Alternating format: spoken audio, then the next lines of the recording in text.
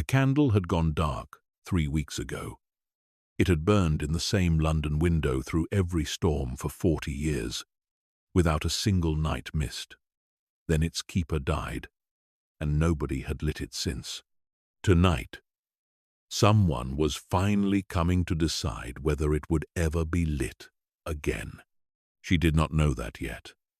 She did not know about the shipwreck, or the brother lost at sea, or the father who spent the rest of his life watching a rain-soaked window for a son who was never coming home. She only knew that her great-aunt had died,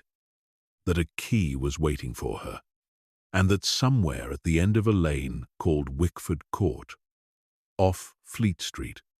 a locked door held the whole of it. She had no idea, stepping down into the storm, that by morning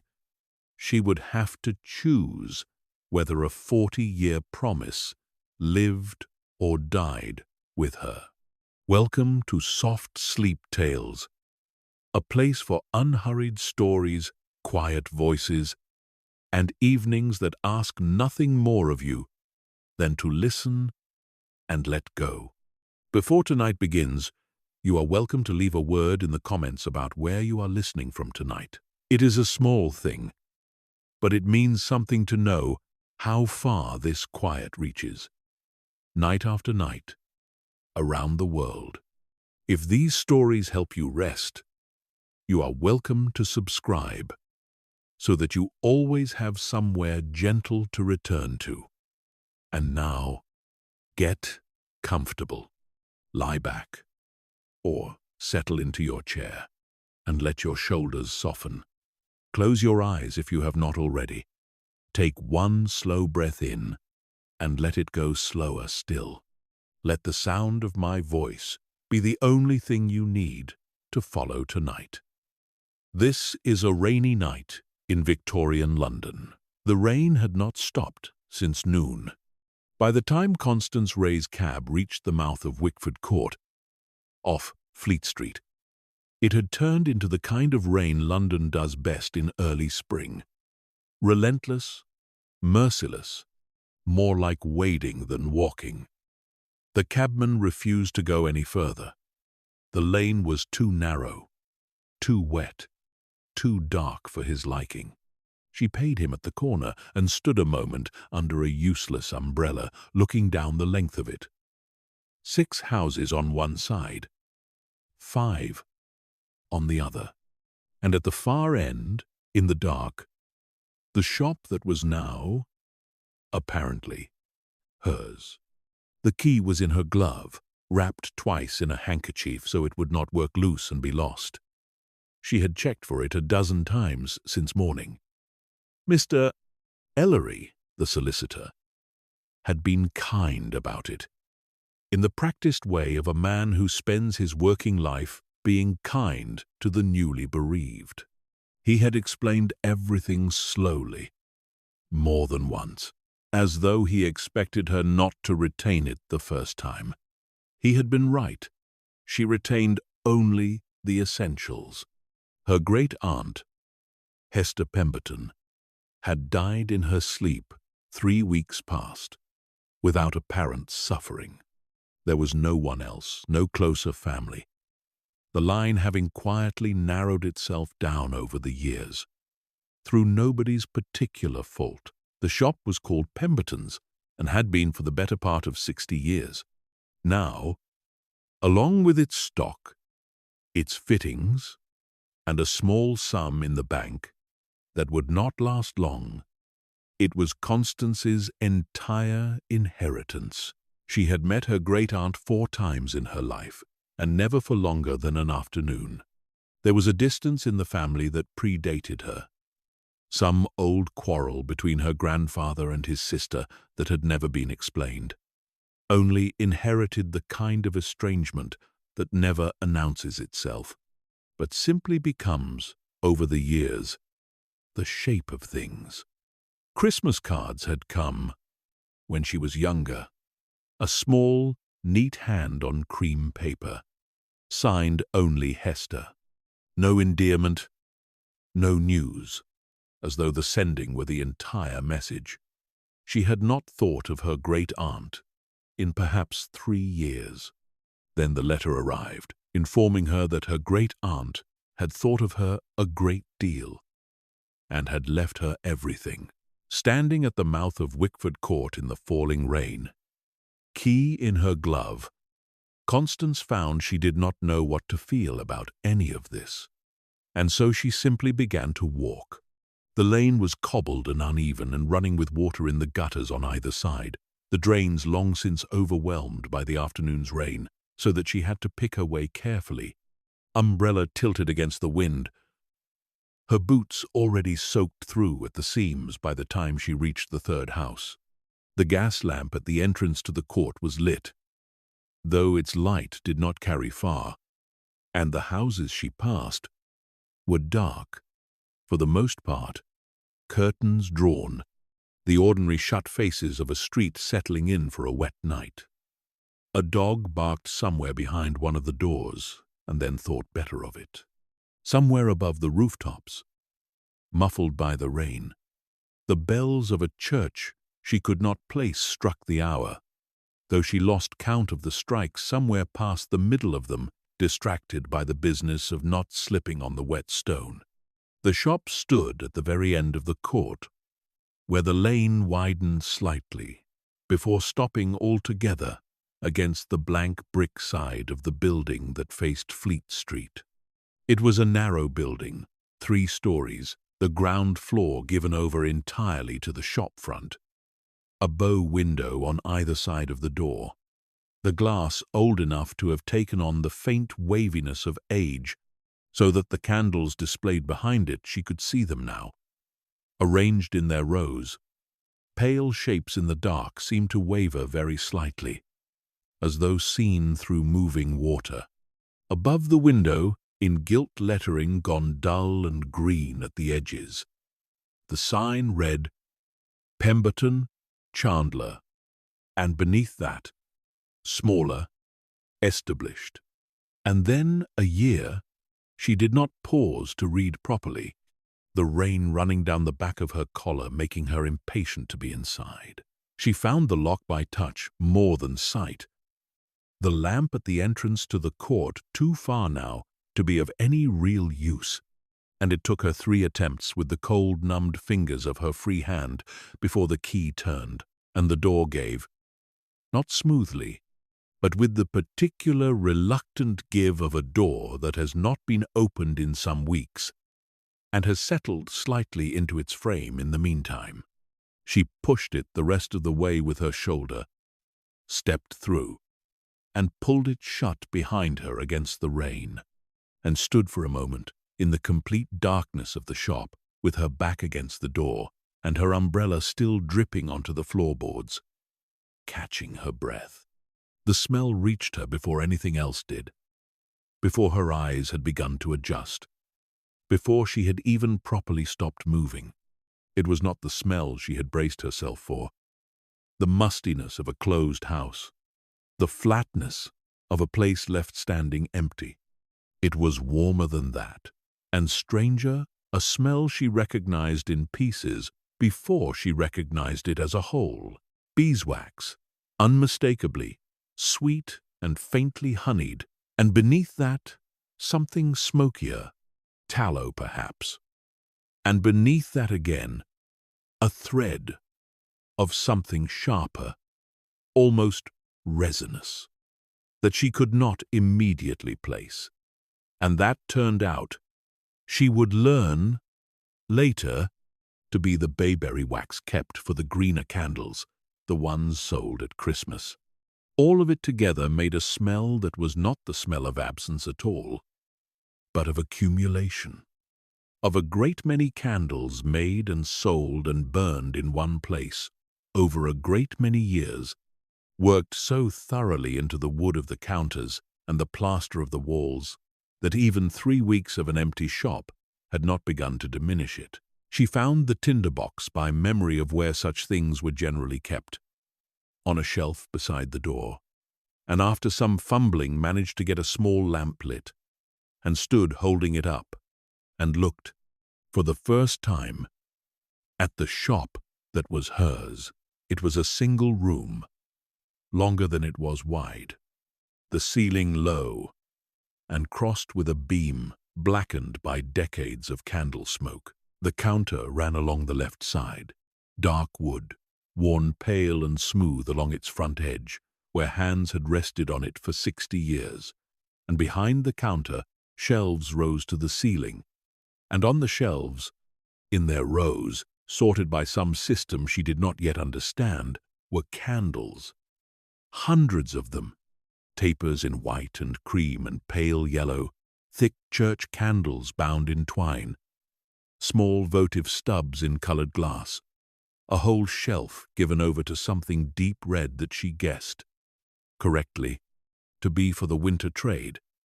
And along the bottom shelf, in wooden trays, the raw stock, coiled wicking, and blocks of unworked wax, waiting their turn. The opposite wall held the workbench, a long, scarred table with a row of molds clamped along one edge. Tin, most of them, dented with use. And above the bench, hanging from hooks driven into the beam, more wicking, and a set of dipping frames, and a great copper pot, cold now, that she understood to be for the melting. At the far end of the room, past the workbench, a narrow door stood ajar, and beyond it, she could just make out, in the reach of her lamp, the foot of a staircase. She moved slowly along the counter, holding the lamp up, looking at everything with the particular attentiveness of someone trying to understand a life by looking at the objects it had left behind. The till sat at the counter's midpoint, its drawer very slightly open, empty. Beside it, a stack of ledgers, the topmost one closed, a pen resting across it at an angle, as though set down mid-thought and never quite picked up again. She did not open it yet. She was not ready, standing there in her wet coat with the rain still finding its way in dripping lines from the hem,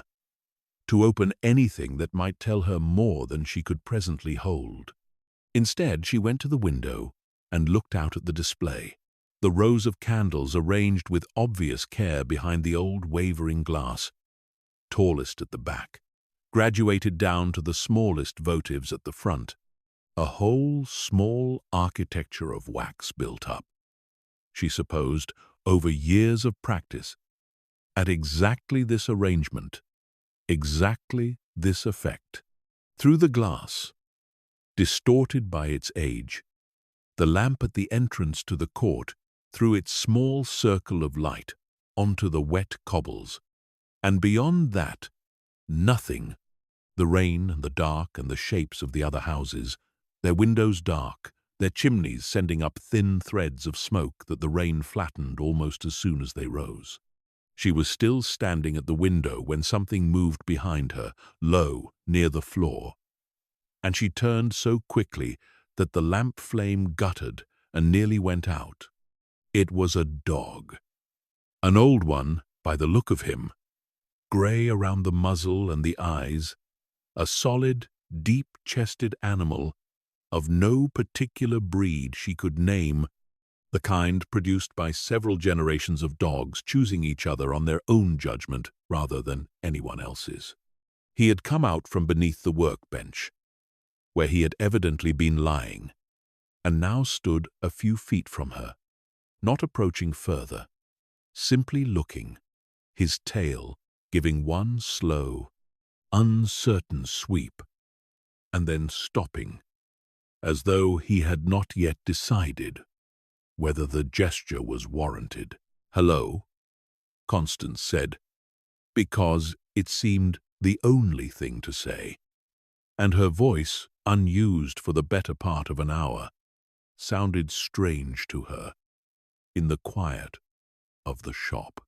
The dog looked at her a moment longer. Then he crossed the floor, unhurried, and sat down directly in front of her, close enough that she could have touched him, and looked up and did not do anything further, simply sat and waited, with the settled patience of an animal for whom sitting and waiting was a familiar and well-practiced occupation. She remembered then a line from Mr. Ellery's careful recitation that she had not attended to properly at the time. "There is a dog. A neighbor has been feeding him, but he has been asking after you, or as near as a dog can ask." She had not understood, hearing it, what asking after her could possibly mean, applied to an animal she had never met, in a shop she had never entered, belonging to a woman she had barely known. Looking down at him now, at the grey muzzle and the patient upturned face and the tail that gave one more small sweep, hopeful this time, she thought she understood it slightly better. He had simply been waiting for whoever was going to come. It happened, apparently, that this was her. "I don't know your name," she said, and he tilted his head very slightly at the sound of her voice. And she found, absurdly, that her eyes had filled, standing in a dead woman's shop in her wet coat, talking to a dog. She wiped her face with the back of her glove, briskly, the way one does when one has decided not to properly cry just yet, and crouched down and put her hand out, and he leaned his head into it at once, solid and warm, and entirely unbothered by the strangeness of the evening, as though the arrival of a stranger in this shop, at this hour, in this weather, were simply the next ordinary thing to happen, following naturally from everything that had come before it. She found his name written on a cracked china bowl by the workbench. The paint faded, but legible. "Barnaby, Barnaby," she said, trying it, and he thumped his tail properly this time, twice, against the floorboards, and got up and walked to the narrow door at the far end of the shop, and stood by it, looking back at her, in the unmistakable manner of a creature, indicating that there was somewhere else one ought to be going, and that he, at least, knew the way. She followed him up the narrow stair, the lamp held ahead of her, the treads worn into shallow dips at their centers by 60 years of feet going up and down them, and came out into a small landing with 2 doors, one of which Barnaby went to directly and sat before, and she opened it and found the flat. It was smaller than she had expected and warmer in feeling than the shop below, though the fire in the small grate was long out, only cold ash remaining, and the room had the particular chill of a space that has been shut up through a wet season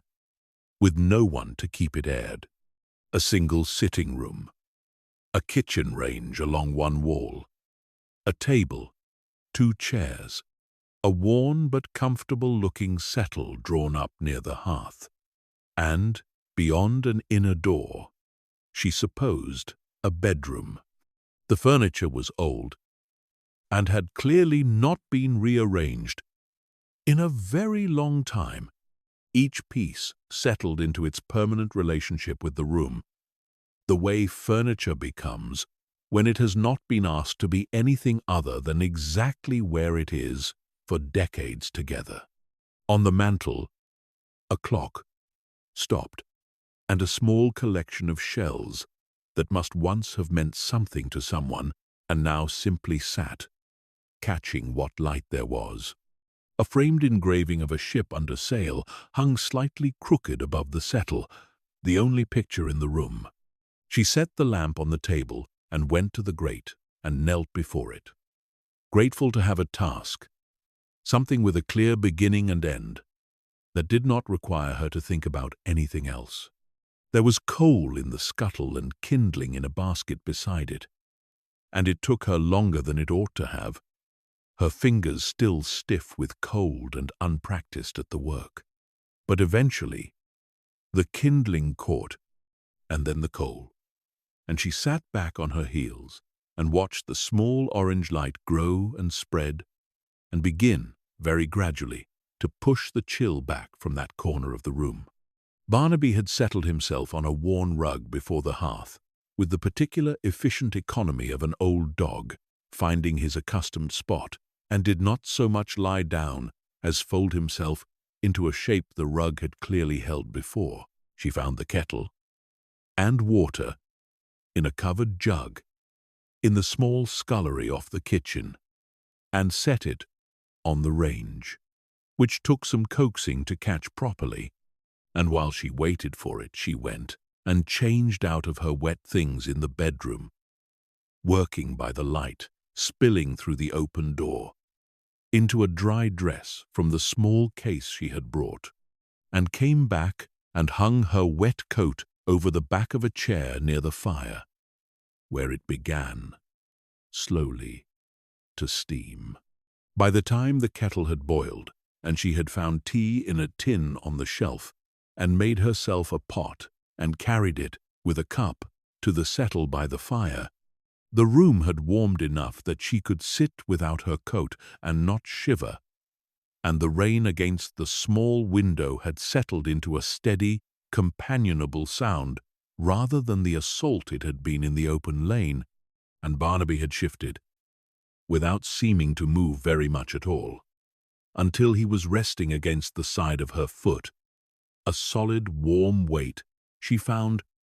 she did not mind in the least. She sat like that for some time,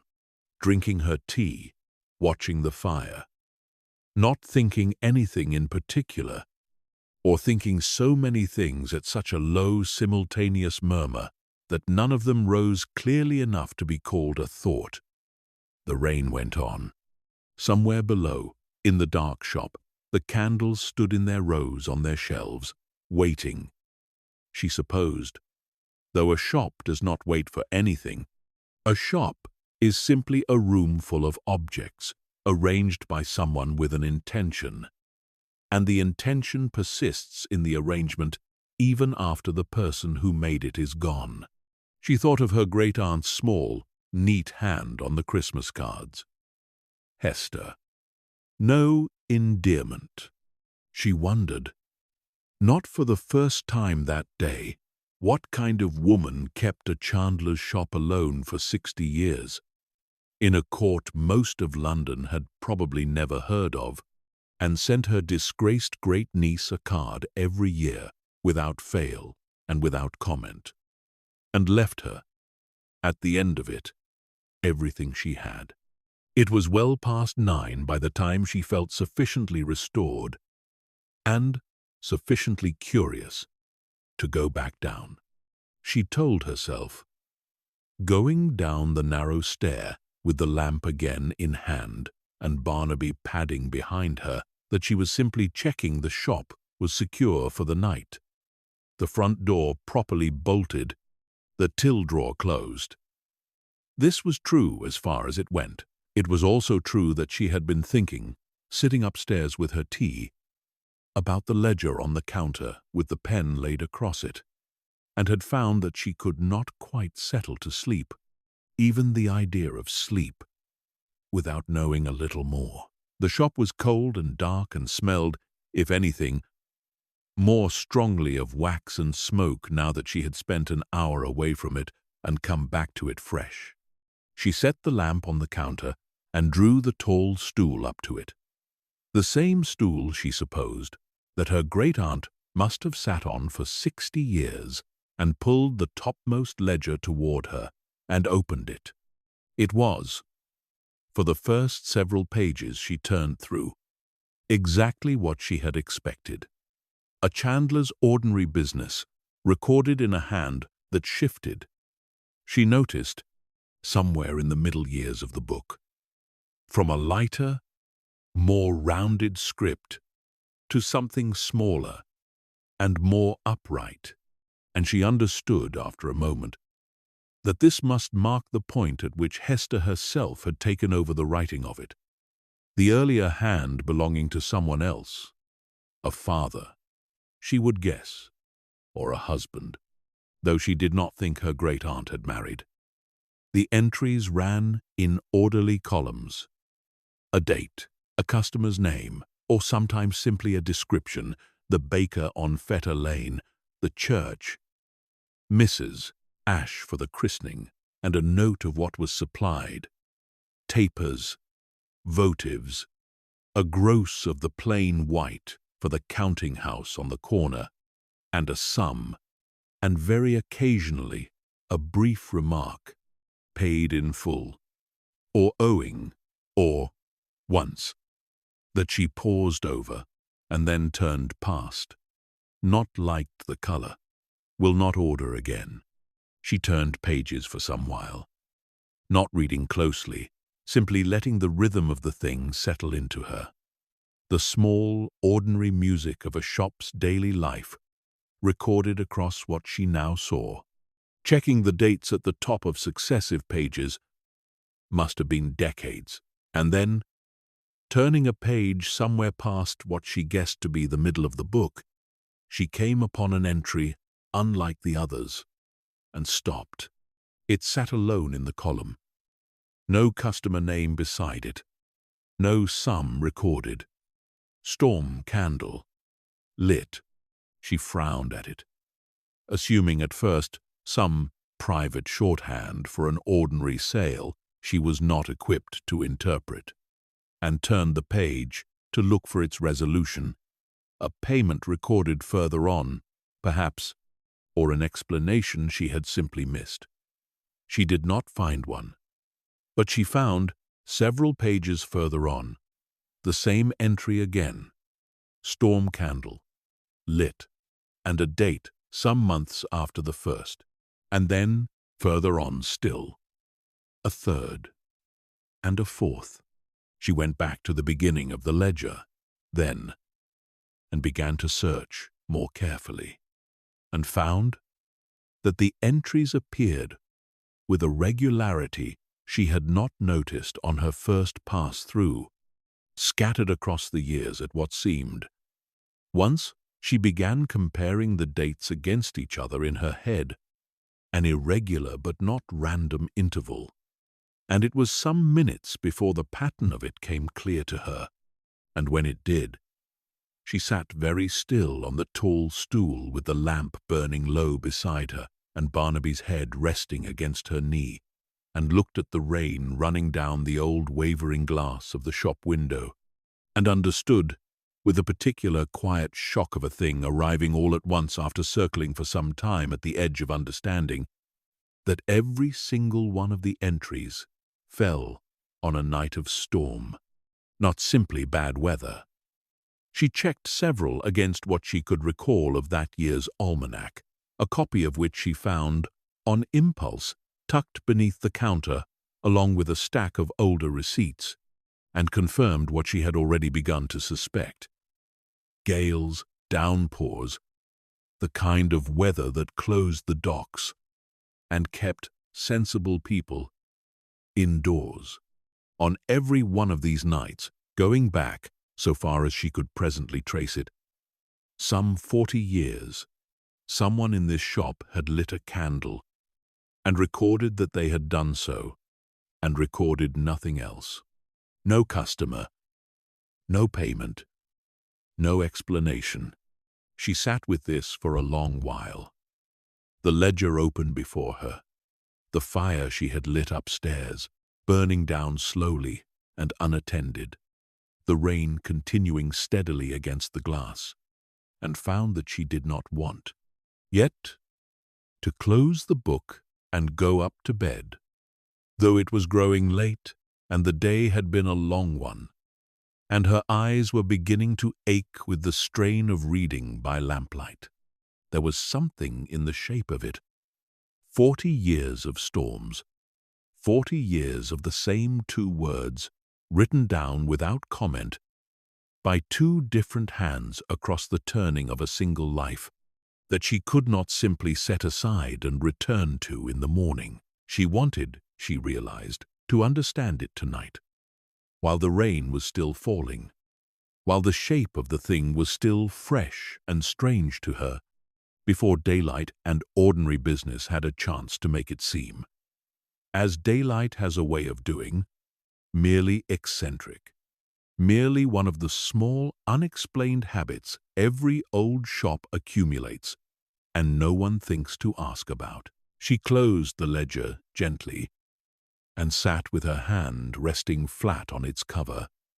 and looked around the dim shop at the shelves of candles rising into the shadow above the lamp's reach, and wondered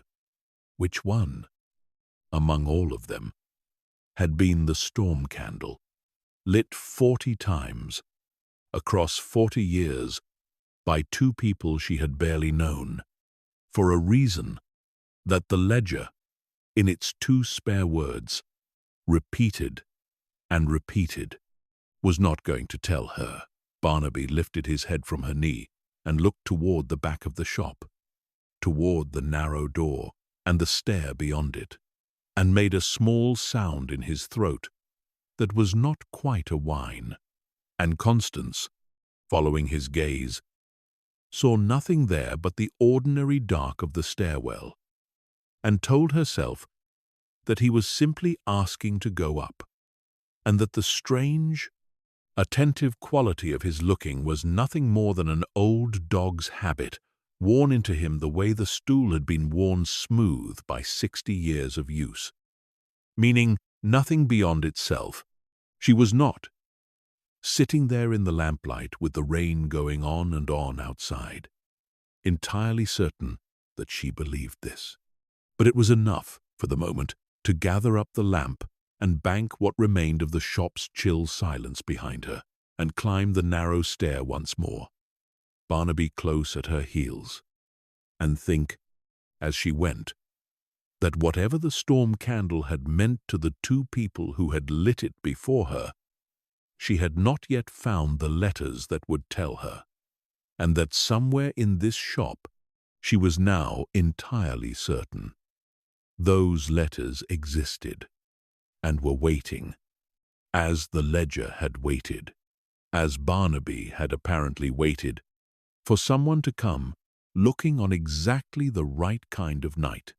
She did not, in the end, go to bed at all, or not directly. She sat a while longer in the flat above, the fire built back up, the tea gone cold and forgotten at her elbow,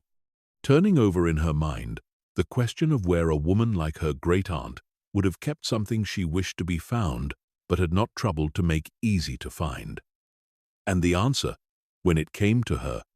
arrived with the particular obviousness of a thing that had been sitting in plain view the entire evening. The writing desk in the corner of the sitting room, small and plain, its lid closed, had not seemed worth investigating earlier. A piece of ordinary furniture, among other pieces of ordinary furniture. But it was, she saw now, the only thing in the flat with a lock, and the little brass key was still in it, turned, as though whoever had last closed it had done so without any particular urgency about keeping it shut against anyone. She went to it and lifted the lid. Inside, the desk was as tidy as everything else in the shop had been. A shallow tray of pens and a bottle of ink gone thick with age, a stack of blank paper, a few unremarkable receipts. But at the back, behind a thin wooden partition that she had at first taken for the desk's structure and only realized, feeling along its edge, was a false panel that lifted free with a little coaxing. There was a tin box, small, the kind used for keeping letters or trinkets safe from damp, and it was not locked, and when she opened it, she found, folded and tied with a faded ribbon, a bundle of perhaps a dozen letters, the paper soft with age and handling, and on top of them, separate from the rest, a single folded sheet with no envelope, addressed on the outside, in the same small upright hand she had come to recognize from the ledger, simply, "To whoever comes after me." She carried the box to the settle by the fire and sat down with Barnaby settling himself once more against her feet, and unfolded the topmost letter and began to read. "I do not know who you will be," it began,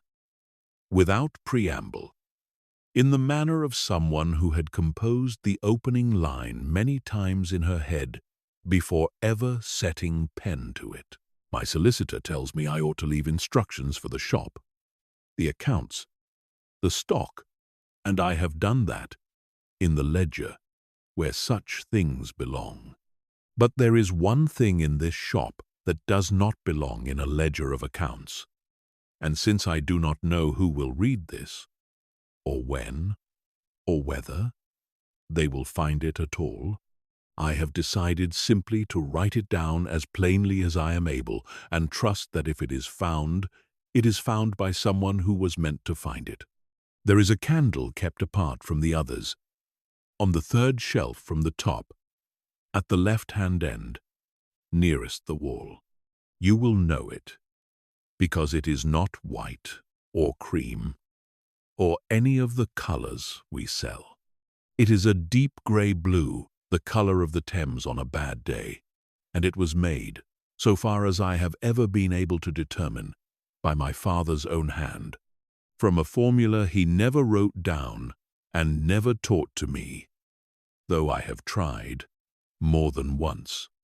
to match it, and have never quite succeeded. There has only ever been the one of it. When it burns low, my father remade it. And when I inherited the shop, I remade it in turn, always to the same color, though I confess, I do not entirely know how. This candle is lit, and only ever lit, on nights of storm." Constance stopped reading for a moment and looked up and found that the fire had burned low while she read, and that the rain, if anything, had grown heavier against the small window, a steady drumming that seemed, now that she was listening for it, to have a kind of insistence to it, as though the weather itself were keeping pace with the letter in her hands. She looked down again and went on. "My father was Josiah Pemberton, who took over this shop from his own father in the year 1831, and who had, besides myself, one other child, a son, my elder brother, whose name was Edwin. I do not remember him well. I was young when he went. Younger than you likely are reading this. And what I remember of him is less a person than a collection of impressions, a laugh that filled a room, a way of lifting me onto his shoulders in this very shop so that I could reach the top shelf, a smell of salt and tar that he brought in with him whenever he came home from the docks, where he had gone to work as a boy of 14 against my father's wishes, because the sea had got into him early and never let go, the way it does with some. He signed on, in the autumn of 1848, aboard a merchant vessel called the Amaranth, bound for the northern trade, and the Amaranth went down in a gale off the Norfolk coast in the last week of that November, with the loss, so the newspapers said, of all hands. My father went to the shipping office himself to confirm it, and was told what the newspapers had already told him, that there were no survivors, that the wreck had been sighted, broken, some days after, that there was nothing further to be done and no one further to be found. He came home from the shipping office on foot, in a storm very like the one that had taken the Amaranth down, and my mother told me, years later, that he did not speak at all that evening, but went straight to the workbench and began to melt wax, though it was not a day for making candles and there was no order to fill, and worked through the night alone. And by morning there was one candle, the color of the river, unlike anything he had made before or made again in quite the same way, and he set it in the window, lit, though it was daylight by then and there was no need of it, and left it burning until it had burned itself entirely down. I asked him once, years later, when I was old enough to ask and foolish enough not to know better than to ask it, why he did it. and he told me that the shipping office had said there were no survivors, but that the shipping office had also been wrong before, about other ships, in other years, and that a man does not have to believe a thing is likely in order to decide he is willing to keep a light burning against the chance of it. He said that Edwin had always come home in weather exactly like this, had a habit of arriving soaked through and laughing about it, shaking the rain from his coat in the doorway, and that if there was ever a night, in any year yet to come, on which his son found his way back down this court in a storm, half drowned and years overdue, he did not want him to look up at this shop and find it dark. He lit it after that, on every storm, for the rest of his life. I do not believe he ever again expected, in any way his reason would have owned to, that Edwin would come. I think he knew, as well as anyone, what the newspapers had said, and what the shipping office had confirmed, and what 30 and then 40 years of silence made plain past any reasonable doubting. But he lit it anyway, every time, without fail, until the illness that took him in his own turn made it impossible. And in that last winter, when his hands would no longer serve him for the work, he asked me to do it for him, and told me, again, the reason, in case I had somehow failed to understand it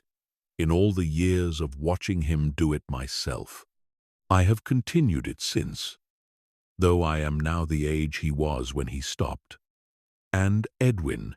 if by some impossibility he was still living, would be an old man himself, older than I am now, and I no longer light this candle in any real expectation of a knock at the door. I do not think I ever believed, even as a girl, that he would truly come. But I have come to think that the believing was never entirely the point. What the candle does, I have decided, after 40 years of lighting it, is something simpler and stranger than believing. It says, to no one who is likely to hear it, that a person is not forgotten simply because they are gone, and that a door may remain, in some small sense, open, even when every sensible fact argues that it ought by rights to be shut.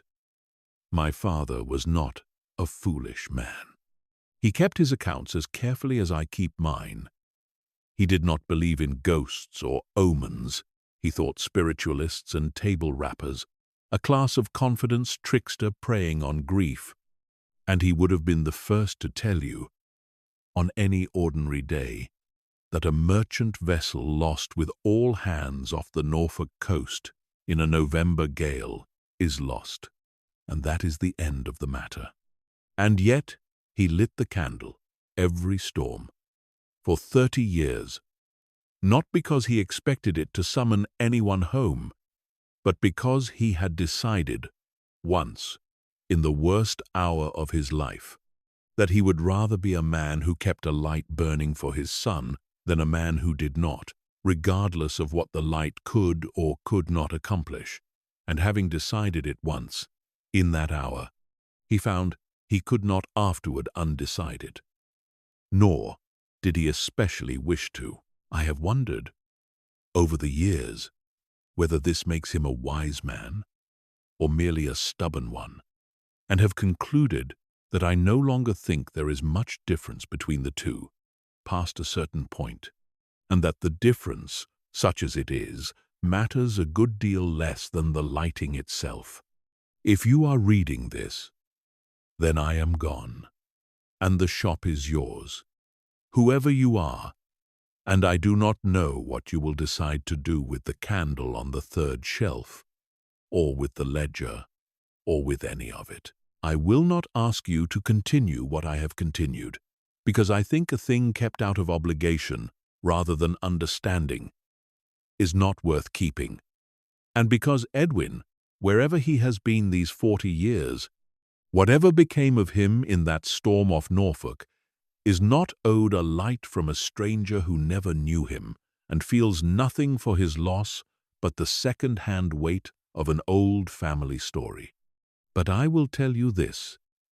in case it is of use to you. Whoever you are, in your own life, whatever storms you have weathered or are yet to weather, I have found, in 60 years of this shop, that the things worth doing are very often the things that cannot be proven worth doing, and that a light kept burning against an unlikely return is not, in the end, so very different from any other form of faithfulness a person might practice toward the living as much as toward the lost. We keep faith with people not because we are certain it will be rewarded, but because the keeping of it is itself the thing we have decided we are willing to be. I hope, whoever you are, that you have people in your own life for whom you would keep such a light. I hope, more than that you have people who would keep one for you. Hester Pemberton. Constance sat for a long while after she had finished reading, the letter loose in her hand, the fire down to its last low glow, Barnaby's breathing slow, and even against her feet, the rain unabated at the window. She read it through a second time, more slowly, and then a third, and each time she came again to the last lines, she found her throat tightening in a way she had not expected and could not entirely account for. Given that she had known this woman for perhaps 4 afternoons in the whole of her life, and had, if she was honest with herself, thought of her rarely and without much particular feeling in all the years between. But it was not, she understood, sitting there with the letter in her lap, really about Hester at all. Or not only about Hester. It was about the small grey-blue candle on the 3rd shelf, and the man who had made it in a single sleepless night 40 years before, because he could not bear the shop to be dark on the one night his son might, against every reasonable expectation, come home. It was about a family that had narrowed itself down, over the years, to 2 women writing brief cards to each other at Christmas, because some old-cooled quarrel had made anything warmer feel like too much to ask, and about how much easier it apparently was to keep faith with a brother lost 40 years at sea than with a great-niece living, breathing, and merely a few miles across the same city. She thought of her own mother, 3 years gone now herself, and of how little Constance had done in the years since to keep any door open toward the family that remained, how easily the narrowing continued itself once it had begun, generation folding into generation, unless someone, somewhere along the line, decided quite deliberately not to let it. She thought, I very nearly did not come. She had almost written back to Mr. Ellery in the first hour after his letter arrived, to say that she would have the shop valued and sold as it stood, that she had no wish to take on a business she knew nothing of, in a trade she had no interest in, on the strength of 4 childhood afternoons and a handful of unsigned Christmas cards. She had sat with that letter half composed for the better part of a day, before something in her, she could not now have said quite what, had made her set it aside and go, instead, to see the place for herself, just once, before deciding anything final. She thought now, with the rain going on outside and the letter in her lap, and the old dog's weight warm against her feet, that whatever that something had been, it had known rather more than she had given it credit for at the time. She folded the letter along its old creases and set it back with the others in the tin box, and sat a while longer simply listening to the rain, which showed no sign at all of easing. If anything, gathering itself into something heavier as the night wore on, a proper gale by the sound of it, the kind that rattled the window in its frame and sent the fire's small flame leaning sideways whenever a draught found its way down the chimney. She thought of the ledger downstairs, of 40 years of the same 2 words written in 2 different hands, and of the 3rd shelf from the top, at the left-hand end, nearest the wall, and found that she was already on her feet. The tin box set aside, the lamp gathered up, before she had properly decided to go back down at all. Barnaby rose with her, unprompted, and went ahead of her to the stair, as though he had been waiting only for her to catch up to something he had understood a good deal earlier in the evening. The shop, when she came into it again, felt different to her than it had an hour before, though nothing in it had changed. The same shelves, the same counter, the same cold hearth she had not troubled to light down here, the same rain against the same old glass. But she moved through it now with a kind of purpose she had not had on her first descent, going directly to the shelves behind the counter and beginning, from the bottom, to work her way up, past the whites and the creams and the deep Christmas reds, until she reached the 3rd shelf from the top, and there, exactly where the letter had said it would be, at the left-hand end, nearest the wall, slightly set apart from its neighbors by a gap of perhaps an inch on either side, as though even the other candles understood it was not quite one of them, stood a single taper, unlit, the color of the river on a grey day, grey and blue together, in a way she could not have named more precisely than that, and slightly taller than the others around it, as though it had been made with a longer burning in mind. She lifted it down carefully, with both hands, the way one lifts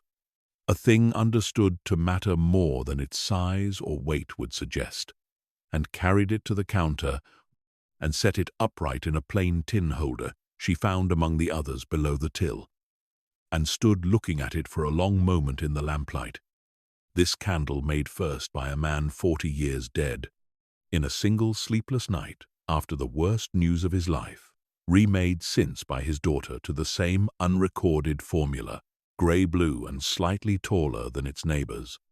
waiting on its shelf through every ordinary night of the year for the handful of nights that were not ordinary at all. Barnaby had come to sit beside the counter, not at her feet this time, but a little apart, facing the door, in a posture she recognized now, having seen it once already that evening and dismissed it then as nothing more than an old dog wanting his bed. He was not asking to go anywhere. He had settled himself, deliberately, it seemed to her, into the exact spot a dog would choose if he meant to keep watch on a door through a long night. And he did not look at her, but past her, toward the window and the dark court beyond it, with an attentiveness that made the hair rise very slightly on her arms. Not from fear exactly, but from the strange, vertiginous feeling of watching an animal behave according to a pattern laid down before she herself had been born. A pattern he could not possibly have learned from her, and must, therefore, have learned from someone else on some other storm, in some other year, and simply never forgotten. She looked at him, and then at the candle, and then out at the rain streaming down the old glass, distorting the small light of the court lamp into long wavering threads, and she thought of Josiah Pemberton, whom she had never met and never would, standing at this same counter on the worst night of his life, working wax with his bare hands until dawn, because he could not bear to do nothing. And of Hester, an old woman alone in this shop for 60 years, taking up the same small ritual without any expectation that it would be answered, because she had decided once, that the keeping of a faith did not require the likelihood of its reward. She thought that she had known this shop for perhaps 4 hours, and this dog for rather less than that, and this whole strange grey-blue inheritance for less than a single evening, and that none of it was, by any reasonable accounting, hers to carry forward. And she thought, too, of her own 3 years of silence toward a great aunt who had, it turned out, been thinking of her all the while, and of how easy the not-doing had been, how entirely unremarkable it had felt at the time, each small omission indistinguishable from the ordinary business of a life, until they had added themselves up, unnoticed, into 3 years, and might easily have gone on adding themselves up into 30, into the whole remaining length of 2 lives that need never, on the strength of what had come before, have crossed again at all. She found the tinder box, and struck a light, and touched it to the wick of the grey-blue candle, and watched the small flame catch, gutter once in a draught from beneath the door, and steady. She carried it to the window, and set it on the sill among the ordinary display candles, where its light would show, she supposed, some distance down the court, if there were anyone out on such a night to see it, which she doubted there was, and doubted, further, that it mattered whether there was or not. Barnaby settled himself beneath the window, facing the door as he had before, and put his chin on his paws, and closed his eyes, though she did not think, watching him, that he was entirely asleep, but rather resting in the particular way of a creature who has done what he came to do and can now simply wait, without urgency, for however long the waiting required. Constance drew the tall stool up beside the window and sat down, and did not go up to bed, though it was very late, and though there was no earthly reason to expect that this ordinary stormy night in the whole long run of ordinary stormy nights the shop had weathered should produce anything at all beyond itself. She sat with the ledger closed on the counter behind her, and the letters folded away in their tin box upstairs, and the candle burning steadily in the window, its small grey-blue flame throwing a warm, unsteady light across the rain-streaked glass. And she watched the dark lane and listened to the rain, which went on and on, exactly as it had all evening,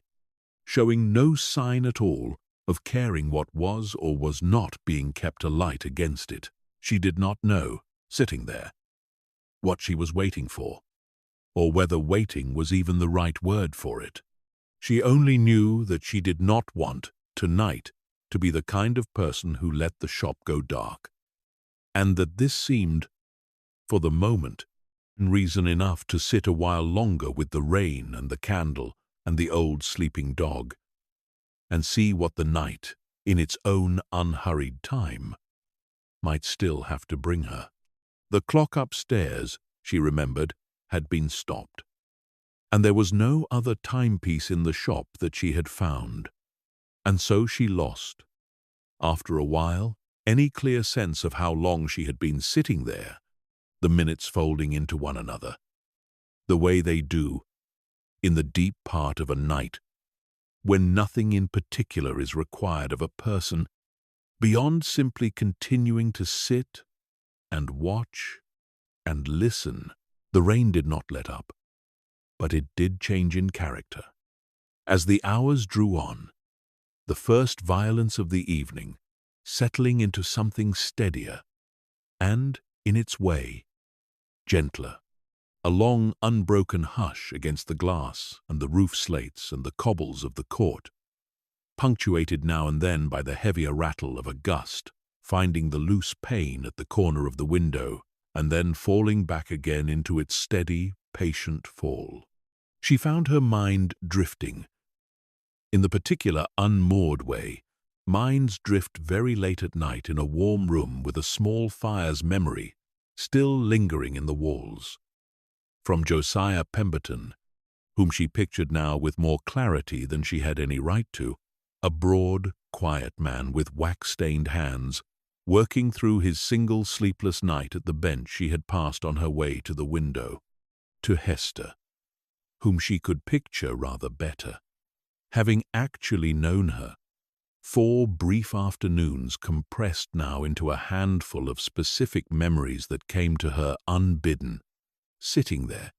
Her great-aunt's hands, she remembered suddenly, had smelled of beeswax. Even at the tea table, even dressed for a visit to relations she saw perhaps once a decade, as though the smell of the shop had simply become, over 60 years, a permanent part of her, worked as thoroughly into her skin as it was worked into the walls and counters below. She remembered, too, that Hester had asked her, on one of those afternoons, what she meant to do with her life. Not unkindly, but directly, in the plain, unornamented way Constance now recognized from the letter as characteristic of her, and that Constance, perhaps 14 at the time, had not had an answer, and that Hester had simply nodded, as though the absence of an answer were itself a perfectly reasonable answer, and passed her another slice of cake and asked nothing further.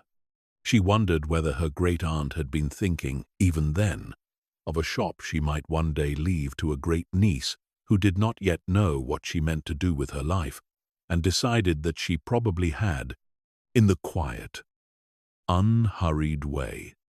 that seemed to have governed everything else about her, watching a thing for years before deciding, and then simply deciding and writing it down and letting the decision stand without further comment or revision, the way she had written a candle into the ledger for 40 years, running without ever once explaining herself in its pages, saving the explanation instead for a letter she could not have known would ever be read, by a person she could not have known would ever come.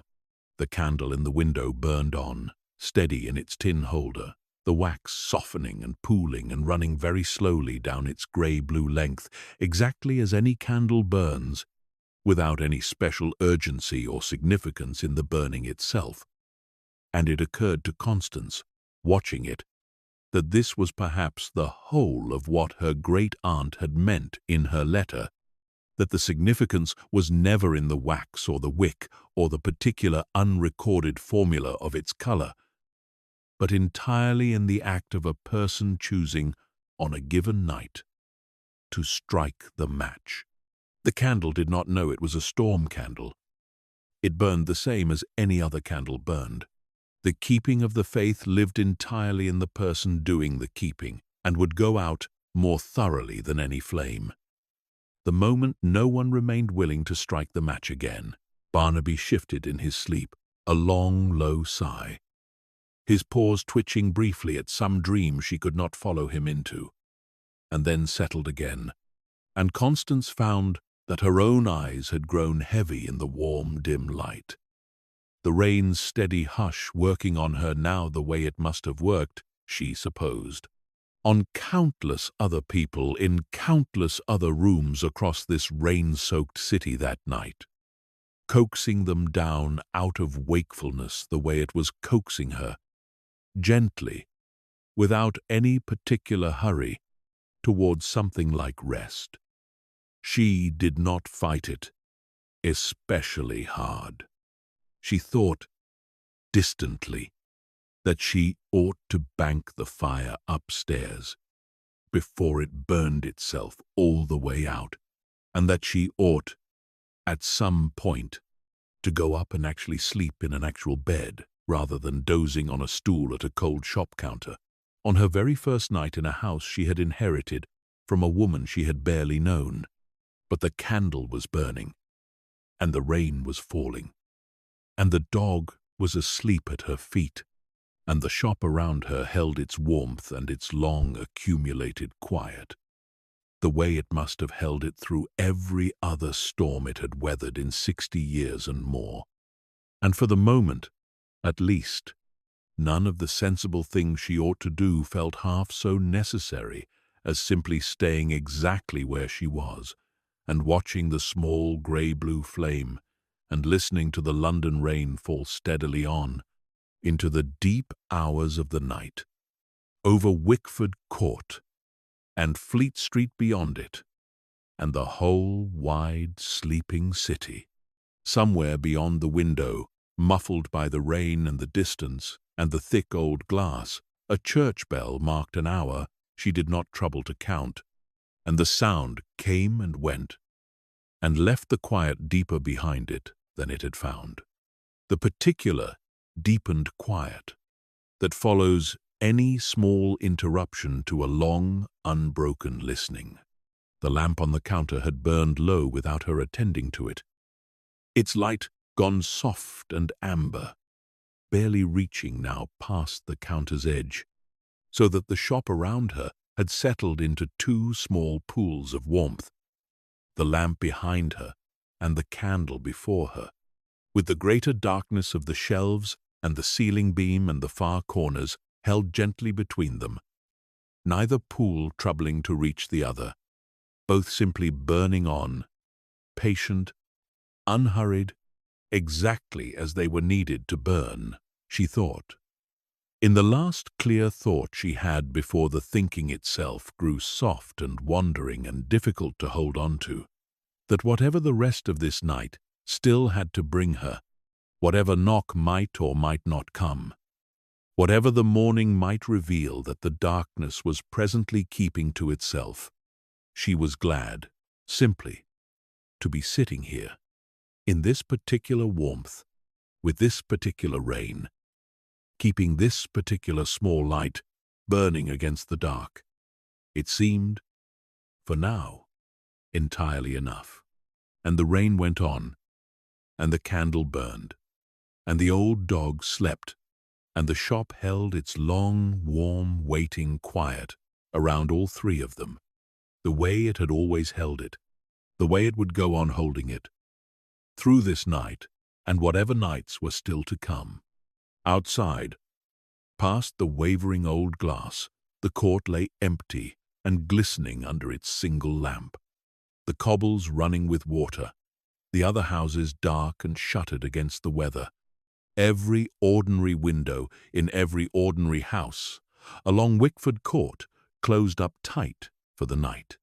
Only the chandler's window still held its light, small and steady and grey-blue at its heart. The one warm interruption in a long, dark street, exactly as it had been, on exactly such nights, for 40 years before this one. And somewhere beyond the court, beyond Fleet Street and the sleeping rooftops and the black ribbon of the river running high and full under the rain, the rest of London went on being rained upon, patient, unhurried, indifferent to the small candle burning in the small window, and utterly unaware of it, and none the worse on either count, for not knowing it was there. She did not hear the knock so much as feel it arrive somewhere beneath her drowsing, a sound that reached her the way sounds reach a person only half awake, present before it is understood, understood only after it has already changed something in the room. Barnaby was on his feet before she had properly opened her eyes. Not barking, not alarmed, but standing very straight and very still before the door, his tail giving one slow sweep against the floorboards, the exact opposite of a dog troubled by an intruder, more the posture of a dog greeting the return of someone long and fondly expected. Constance sat up on the stool, her neck stiff from the angle she had fallen asleep at, and for a moment simply listened, uncertain whether she had dreamed the sound entirely, some fold of the rain or the old building settling that her tired mind had shaped into something more deliberate than it was. Then it came again. 3 knocks, unhurried, evenly spaced. The knock of someone who has stood on a good many doorsteps in weather a good deal worse than this, and has long since stopped hurrying about it. She rose, smoothing her skirts, glancing once toward the candle in the window, still burning. Its grey-blue wax pooled low now, but not yet spent, and went to the door, Barnaby pressing close at her side, his whole body angled toward it with an eagerness she had not seen in him all evening. She drew back the bolt and opened it,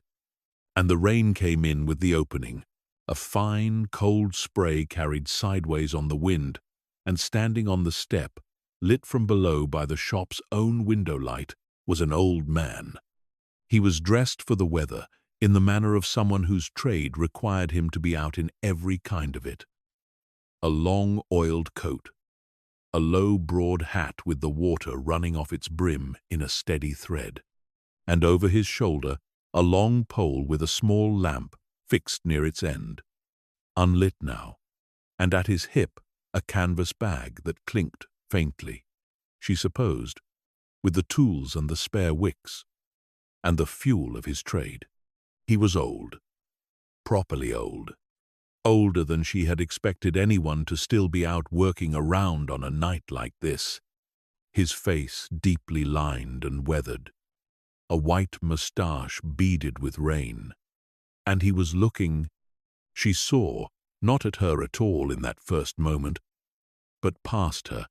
at the window, at the small candle burning in it, and something in his expression, which had been drawn tight and anxious in the lamplight before she opened the door, loosened all at once into something closer to relief.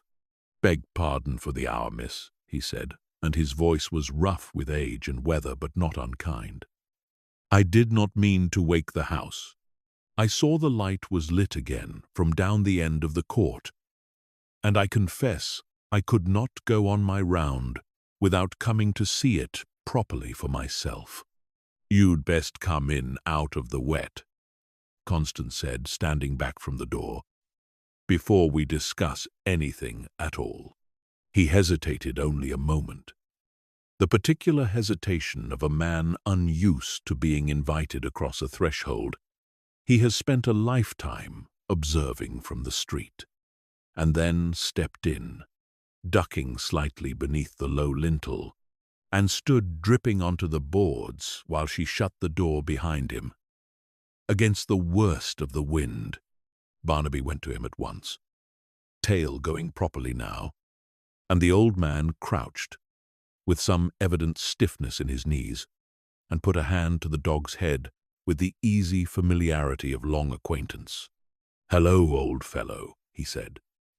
"You've kept your watch, then?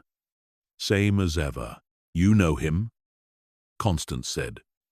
"Not quite." A question. "I know him 13 years, miss, near enough. Since he was a pup Miss Pemberton took in off the back lane, half-starved and no better than a stray, and raised up proper. He's walked my round with me of an evening more times than I could count,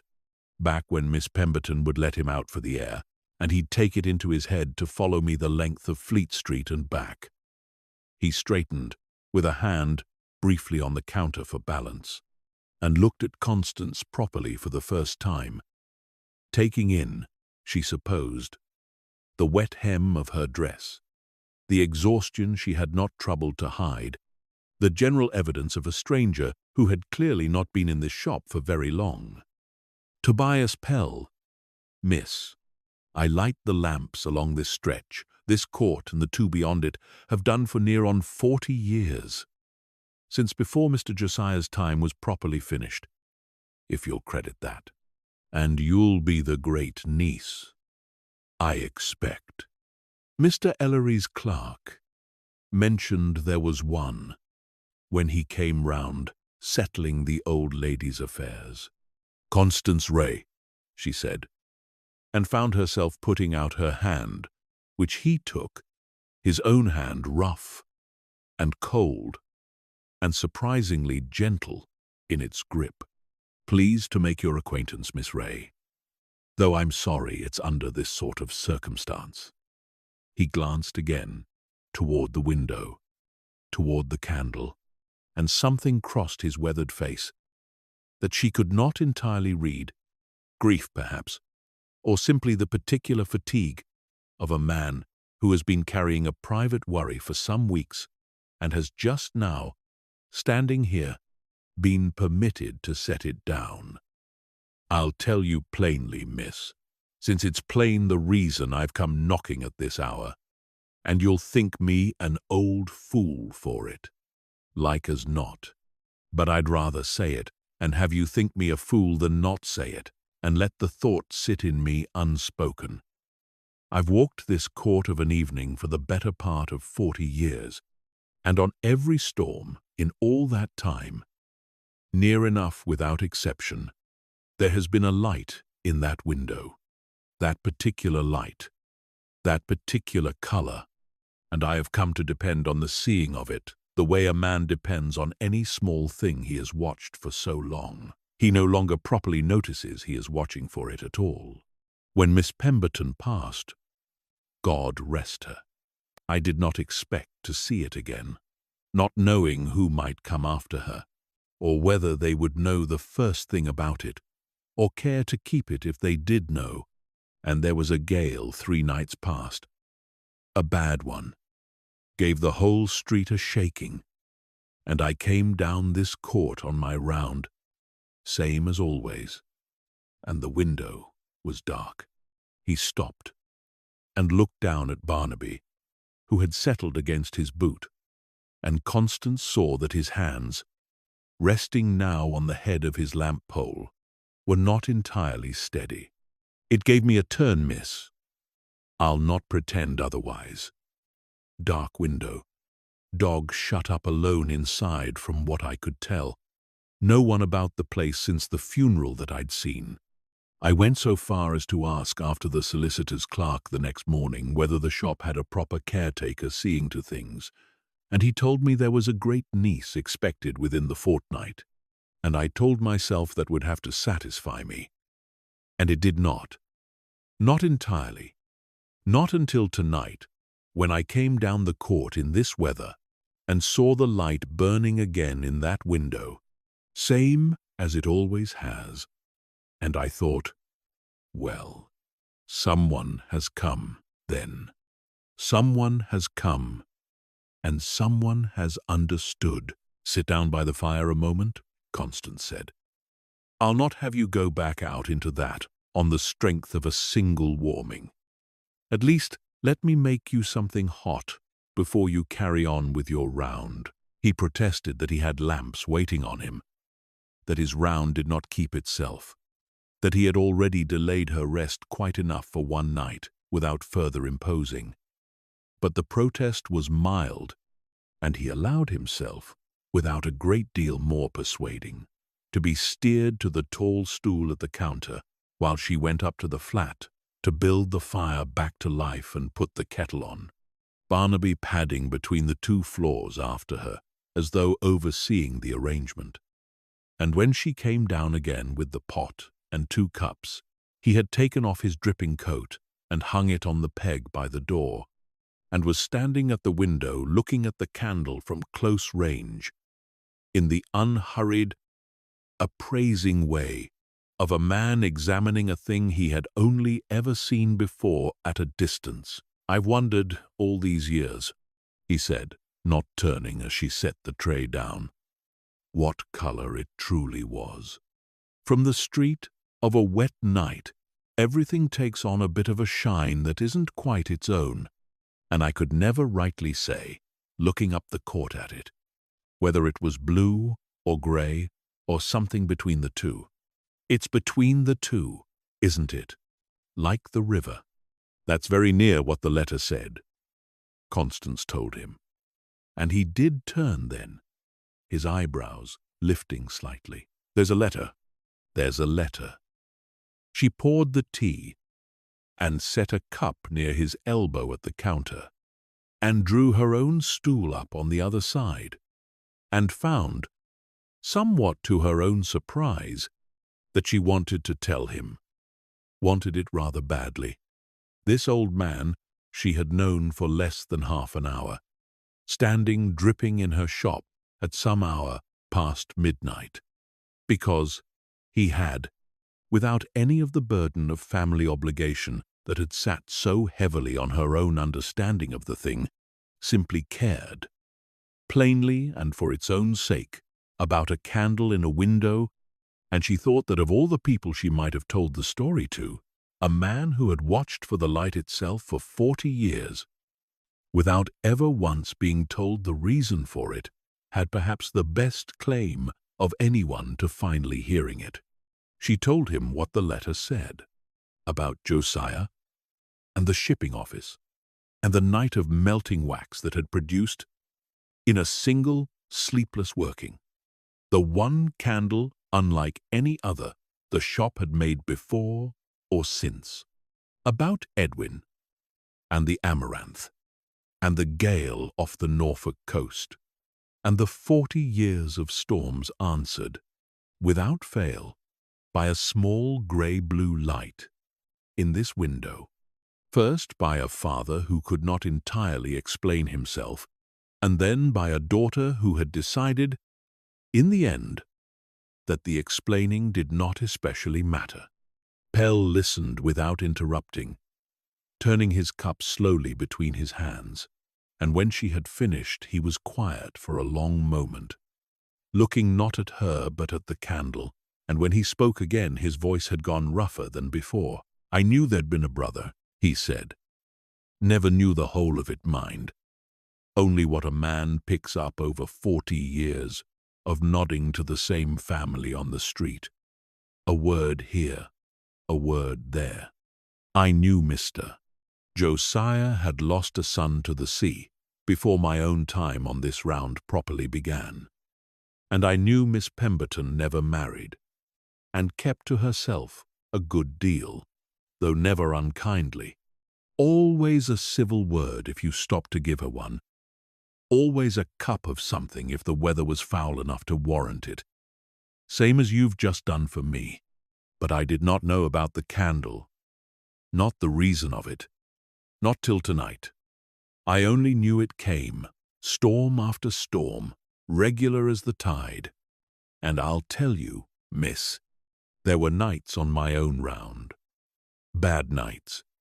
when a man's spirits are not what they might be, out in weather that would keep a sensible person indoors,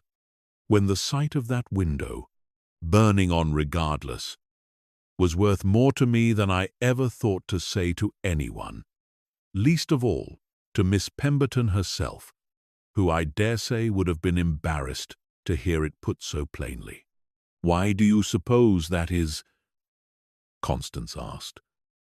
that it should matter so much to you? A light in a stranger's window. Pell considered this for a while, turning his cup, the fire she had built upstairs sending its faint warmth down the stair to meet the last of the lamp's glow in the shop below, and when he answered it was slowly, working the thought out as he went, rather than reciting something already settled in him. I think, miss, that a man out on a bad night, doing work that has to be done regardless of the weather, comes to feel a certain kinship with anyone else who is keeping something going against the sense of the thing. My own work is not so very different, if you look at it plain. Nobody strictly needs the lamps lit on a night when the storms put half of London to bed and the streets are near enough empty besides. I light them anyway, because that's the round, and because someone coming home late and wet and tired ought to have a bit of light to find their way by, whether or not anyone's counting on it in particular. I expect that's near enough what your Mr. Josiah was about, when you get down to it, and your Miss Pemberton after him. A light kept lit on the chance that somebody, somewhere, might need to see it, even if the likeliest truth of the matter is that nobody ever will. He was quiet a moment, and then, as though the telling of Hester's story had loosened something in him that wanted, now, its own telling in turn, he set his cup down and looked at Constance with the particular directness of a man deciding to share something he had not planned on sharing. I'll tell you a thing, miss. since we're speaking plainly tonight. And since I don't suppose there's much harm in it now, there was a night, oh, must be 15 years back now, worse weather even than tonight. A real coastal gale blown clean up the estuary and into the city, trees down over towards the park, I heard after. I came down this court near on midnight, later than usual, held up by a fallen branch across the top of the lane, and I saw the window lit, as always. And I saw, too, that the shop door stood open, just a crack, which was not usual at all. Miss Pemberton being careful about such things. I went to the step to see was anything amiss, and found her standing just inside the doorway, no coat on, in her nightclothes with a shawl thrown over, looking out at the rain. And I asked, was she quite well? And she said she was. Said she had only wanted a moment of the air, though it was hardly a night for taking the air. And I did not think it my place to press her on it. He paused, turning his cup again, and Constance found she had gone very still,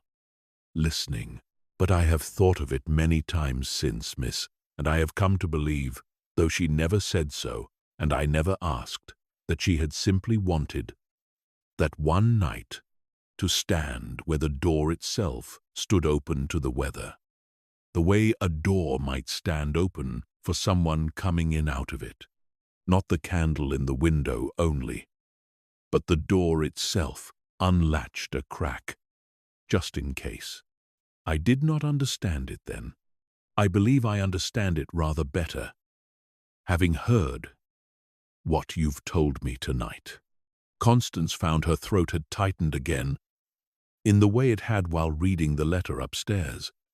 and she looked down at Barnaby, asleep now against Pell's boot, his breathing slow and even, entirely unbothered by the weight of what was being said above him. I wish I had known her better, she said, when she trusted her voice again. I only met her a handful of times when I was young. There was some old falling out before my time between her and my grandfather, nothing anyone ever properly explained to me, and it simply became the way of things, that we did not see much of each other, and then we did not see each other at all, and I confess I gave it very little thought in the years since, beyond the Christmas card each year, which I answered, when I answered it at all, with the barest few lines back. She never spoke of any falling out to me, Pell said, though I'll say this for what it's worth. She was not a woman who dwelt on grievance, in my experience of her. Plain spoken, yes, and not one to waste words on sentiment she did not feel. But I never once heard her speak ill of family, nor of anyone,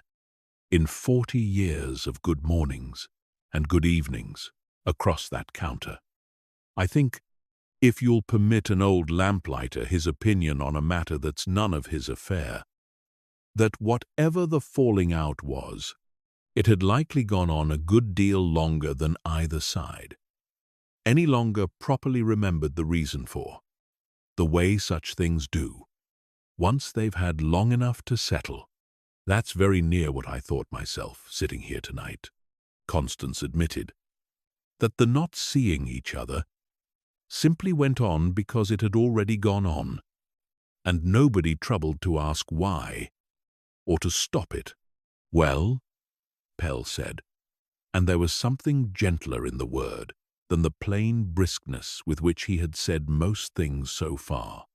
You've stopped it now, in your way. You came. Whatever brought you, you came. And you found the letter, and you lit the candle. I'd call that a fair answer to a falling out that had gone on rather too long myself, though it's not my place to say so. They sat a while longer, the tea going lukewarm between them. The rain outside settling further still into its long, steady patience. And Pell asked her, in the easy, unhurried way of a man now comfortable enough in the conversation to be curious about ordinary things, what she meant to do with the shop, whether she knew the trade at all, whether she meant to keep it as a chandlery or sell up and let the fittings go to whoever would have them. She told him, honestly, that she did not yet know, that she had come only meaning to see the place and decide, and that the deciding had grown a good deal more complicated over the course of a single evening than she had any reason to expect it would. "There's no shame in not knowing yet," he said. "You've had the whole of it dropped on you. In one night. Near enough. A shop, a dog, a dead woman's whole life's habit of keeping a light for a brother 40 years gone. I shouldn't think anyone could be expected to have their mind properly made up on the strength of that. Not before morning, at the very least." He got up then, with the same evident stiffness he had shown crouching to Barnaby earlier, and reached for his coat on the peg, still damp but no longer dripping, and shrugged it back over his shoulders, and settled his low, broad hat once more upon his head. "I've kept you from your bed a good deal longer than I meant to, and I've lamps still waiting on the far end of my round that won't light themselves, but I'm glad I came to see it, miss. Dark window or no, I'm glad it wasn't dark." "Thank you for coming," Constance said, and found she meant it more than the plain politeness of the words alone conveyed. "I don't think I would have understood the whole of it, even with the letter, quite so completely as I do now, having heard how it looked from the outside all these years. It's rather different, I think, hearing what a thing has meant to someone who only ever saw it from the street." "That's kindly said, miss, and I'll take it as it's meant." He paused at the door, his hand on the latch, and looked back once more at the window, at the candle burning low now, well past its middle years but not yet spent, its light still throwing its small, warm, unsteady glow across the rain-streaked glass. "You'll keep it lit tonight? Through to morning?" "I mean to," Constance said, and found, saying it, that she had in fact already decided, somewhere in the course of the evening's telling and listening, without any single moment she could point to as the moment of deciding. It seems a poor thing to light a candle for a man lost 40 years at sea, and then let it gutter out before dawn for want of staying awake to see it through. Pell nodded, satisfied, and opened the door, and the rain and the wind came in again with the opening, though gentler now than it had been at midnight, the storm's worst clearly spent, even if its patience was not. "Good night to you, Miss Ray, and to you, old fellow," he added to Barnaby, who had roused himself to see the visitor properly to the door, tail sweeping once, gravely, against the boards. "I'll come by the court again tomorrow evening. Storm or no, same as always, and I dare say I'll look for the window out of old habit, whether there's cause to or not. You've given an old man something to be glad of tonight, whether you meant to or not, and I'll not forget it in a hurry." He stepped out into the wet dark, the lamp on his pole still unlit, slung over his shoulder for the walk to wherever his round properly resumed, and Constance stood in the doorway a moment watching him go, his shape dwindling down the length of the court, unhurried, steady, a man about his ordinary work, on an ordinary bad night, until the dark and the rain took him, and there was nothing left to watch but the wet cobbles and the single lamp burning at the court's mouth, and beyond that, the sleeping, shuttered city. She closed the door, and drew the bolt, and stood a moment with her back against it, in the shop's mingled candlelight and lamplight. Barnaby settling himself once more at her feet with a small, contented sound, and found that she was smiling, faintly, without having especially decided to, the particular unguarded smile of a person who has just been handed, quite unexpectedly, on the strangest night of her recent life, something she had not known she was in want of, which was simply the sense of having done, without quite meaning to, some small good thing that another person had noticed and been glad of. She sat back down at the counter, drawing her shawl closer against the chill Pell's open door had let into the room, and watched the candle a while longer. Its wax pooled deep in the tin holder now, the flame guttering occasionally in some draught she could not trace, and then steadying again, patient, unhurried, the way it had burned all night, and would go on burning, she supposed, until either the storm or the wax itself gave out, whichever came first. She did not feel, any longer, the particular vigilant attention with which she had first set it in the window, waiting, without quite admitting to herself that she was waiting, for something to arrive out of the dark court beyond the glass. Something had arrived, after all, though not the something the ledger's 40 years of storms might have led a more fanciful person to imagine. Not a drowned sailor, 40 years overdue, finding his way home through the rain. Only an old lamplighter, worried over a dark window, coming to see for himself that the light he had watched for the better part of his working life had not, after all, gone out with the woman who had kept it. She thought that this was, in its way, exactly as much as the candle had ever really promised, and exactly enough.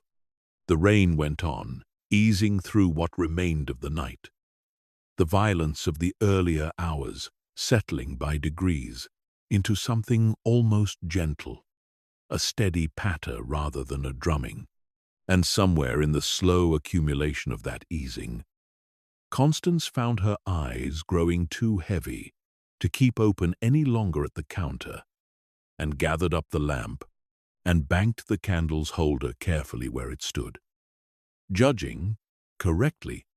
that it had wax enough left to see itself through to whatever hour the storm properly broke, and climbed the narrow stair last time, Barnaby close behind her, and went, finally, to bed, in the small room off the sitting-room that had been her great-aunt's, in a bed still made up with linen that smelled, faintly and not unpleasantly, of lavender, and, beneath that, of beeswax. The smell of the whole shop worked even into the sheets. She woke, some hours later, to grey daylight at the window, and a stillness in the air that took her a moment to place, until she understood that the rain had finally stopped altogether some time while she slept, and that the quiet pressing in at the glass was the particular hush of a city the morning after a storm, washed and dripping and slow, to properly begin its day. Barnaby was already awake, sitting by the bedroom door with the patient, expectant look of a dog whose breakfast is overdue. And she rose, and dressed, and went down through the flat and the narrow stair to the shop, where the grey morning light came weakly through the old wavering glass and fell across the counter, the ledger still lying open where she had left it, and the window, where the storm candle stood in its tin holder, burned down now to a stub no taller than her thumb, the flame still impossibly burning, faint and steady in the growing daylight, having outlasted the whole of the storm it was lit against. She stood and watched it a moment, and then, gently, pinched it out between finger and thumb, dampened first at the little dish of water kept by the till for exactly this purpose, and the small grey-blue stub went dark, and a thin thread of smoke rose from the wick and curled once and was gone, and the shop settled into the ordinary grey light of an ordinary washed morning. The storm, and the night, and everything the night had brought with it, now, properly, finally, over. She did not write to Mr. Ellery about selling the shop that day or any day after. She wrote instead to her employer in London, a firm of drapers' accountants, where she had kept the books for 4 years without any particular feeling for the work, one way or the other, giving notice of her intention not to return. And she wrote to the landlord of her rooms to say she would not be renewing. And by the end of that first week, Wickford Court had begun, in the quiet, undramatic way that such things happen, to become simply where she lived. The trade did not come easily to her at first. She had never so much as dipped a taper in her life before that spring, and the workbench with its moulds and its wicking and the great cold copper pot proved a good deal less straightforward in the doing than it had looked, watched from the outside, arranged so tidily on its shelves. Her first attempts at the ordinary white tapers came out lumpen and uneven, the wax cooling too fast at the edges and too slow at the center, and she burned her wrist twice in the first fortnight, learning the proper working temperature of tallow. And there were whole afternoons in that first month when she sat at the counter with her great-aunt's notebooks, the ones tucked in behind the ledgers that recorded, not accounts but method, proportions and timings, and the small, hard-won knowledge of 60 years' practice, and copied out instructions in her own hand, the way a student copies out a lesson she does not yet trust herself to have properly understood. But she learned. The village, or the small city parish that stood in for a village here in the heart of London, learned along with her, patient in the way small trading communities generally are with a newcomer who is visibly trying, and by degrees she came to know the baker on Fetter Lane, who had bought his tapers here for 30 years and was willing to go on buying them a shade uneven while she found her hand, and the woman 2 doors down who came in weekly for the small votives she burned before a photograph on her mantel and never explained and was never asked to, and a dozen others whose faces became familiar, and then, slowly, whose names attached themselves to the faces, the ordinary, unremarkable accumulation of a life, beginning to root itself in a particular street. Barnaby settled into the new arrangement without any apparent difficulty at all, resuming within the first week precisely the habits he had evidently kept for years, sleeping beneath the workbench through the working day, following her up to the flat each evening, and going, on his own initiative and without any prompting from her, to sit by the door on the 2 occasions that first month when the weather turned rough enough to qualify, in his evident private estimation, as a proper storm, though neither of those 2 nights produced a knock, nor, she was fairly sure, was truly expected to. She lit the candle both times regardless, a fresh one now, made to her own still imperfect attempt at her great-grandfather's unrecorded formula. Close enough in colour, she thought, though perhaps not exact, and sat with it a while each time in the quiet evening, not waiting precisely for anything in particular, but simply keeping, in her own turn now, the small, faithful habit that had been left to her. Pell came by most evenings on his round, as he had promised, and took to stopping in for a few minutes' conversation more often than the lighting of his lamps strictly required, and Constance found,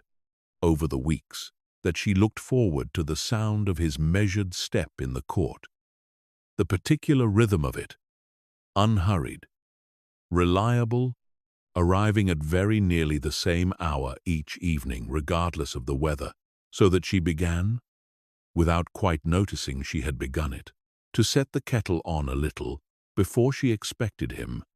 the way one does for a person who has become, almost without anyone deciding it formally, a fixture of one's ordinary days. He told her, over these visits, a good many more small things about her great-aunt that the single night of their first meeting had not had time for.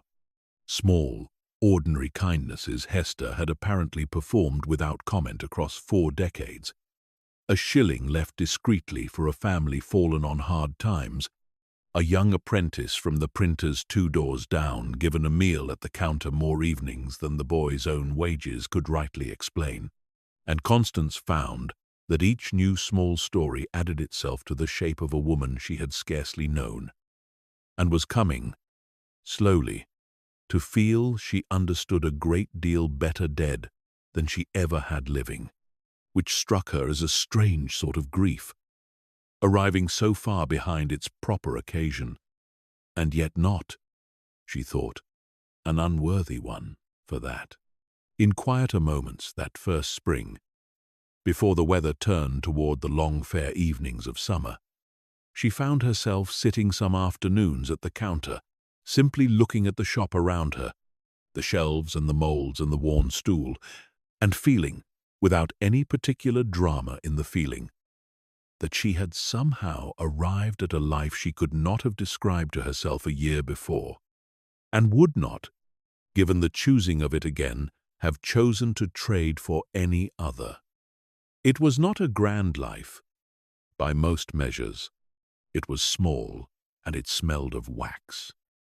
And it kept her hands busy with work that would never make her rich, and would very likely never take her further from Wickford Court than the occasional errand across Fleet Street. But it was, she had come to feel, entirely her own, built up out of a dead woman's 60 years of quiet faithfulness and an old lamplighter's 40 years of watching from the street, and she found she wanted nothing more from it than to go on, storm by storm, season by season, being worthy of what had been left to her. She wrote, too, in that first month, to the family beyond her own small immediate circle, an aunt in Kent she had not corresponded with in some years, a cousin in Manchester whose direction she had to ask after through her mother's old address book,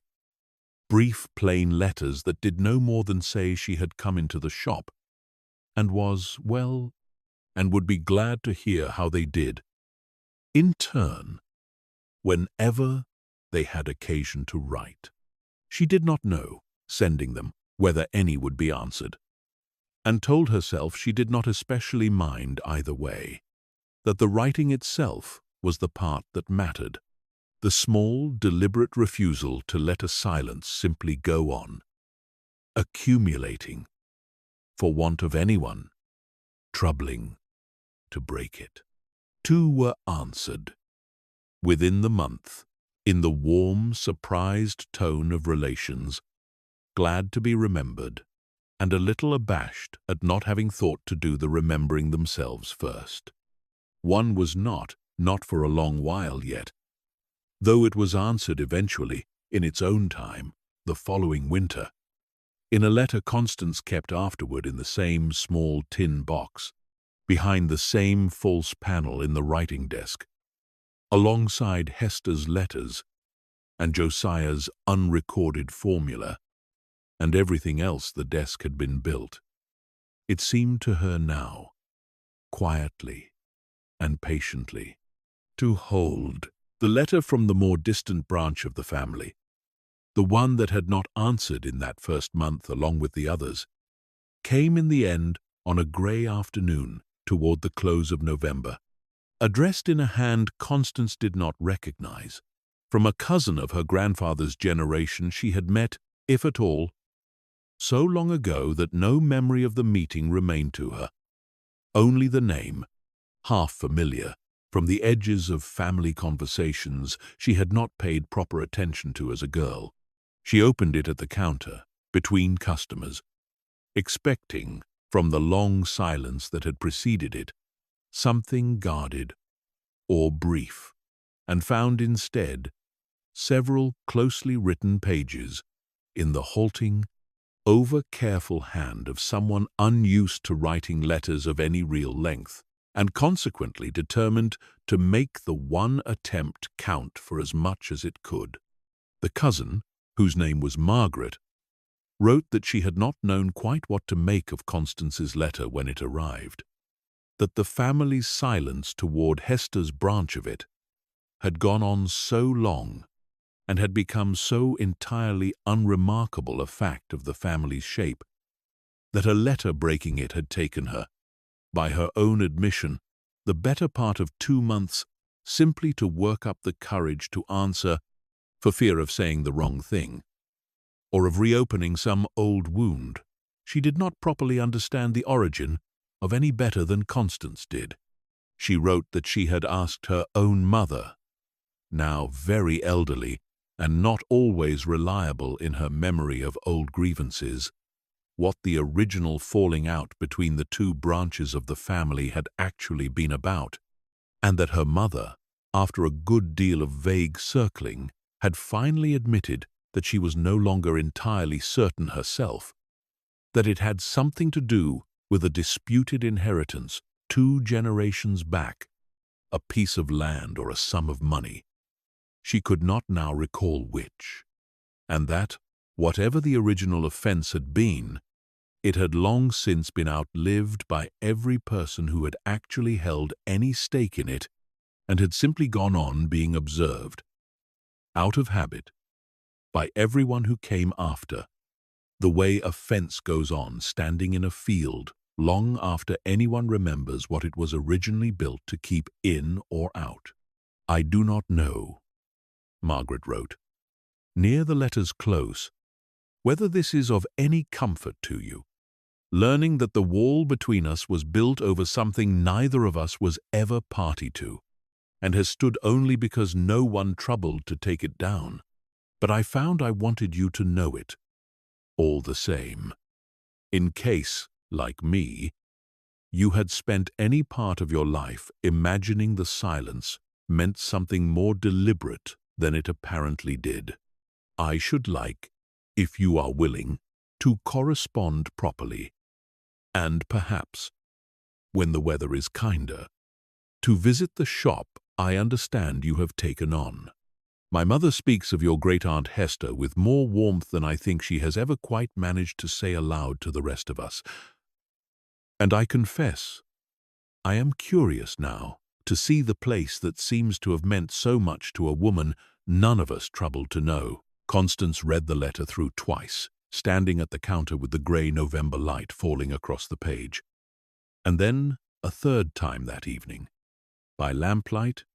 with Barnaby's head resting against her knee, and found herself thinking, as she folded it away at last into the same small tin box that held Hester's own letter and Josiah's careful, unrecorded formula, that here was another kind of storm candle after all. A light struck not against a literal storm, but against a colder and more ordinary kind of dark, the long, quiet estrangement of 2 branches of one family who had simply stopped. At some point neither of them could properly trace, troubling to keep a door open toward each other, and that the striking of this particular match, however many months it had taken to arrive, had cost her cousin,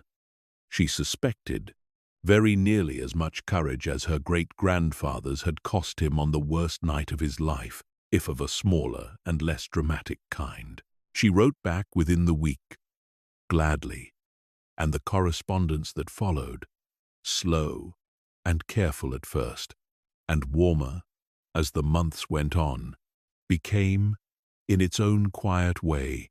one more small flame kept burning against a dark that need not, either of them, had finally decided, be allowed to go on, entirely unanswered. By the time that winter properly arrived, the shop had settled around her in the way a coat settles around a person who has worn it daily for long enough to have shaped it, by degrees, to their own particular fit. Her tapers no longer came out lumpen at the edges. She had learned which customers preferred their votives a little shorter for the depth of their holders, and which of the printer's boys could be trusted to carry a delivery without dropping it. And she had learned, too, the particular rhythm of the court itself, the baker's shutters going up each morning a quarter hour before her own, the church bell, whose hour she could now count without losing her place, the precise evening minute at which Pell's step would round the corner from Fleet Street, unhurried and reliable as the tide he had once compared his own visits to, without either of them remarking further on the comparison.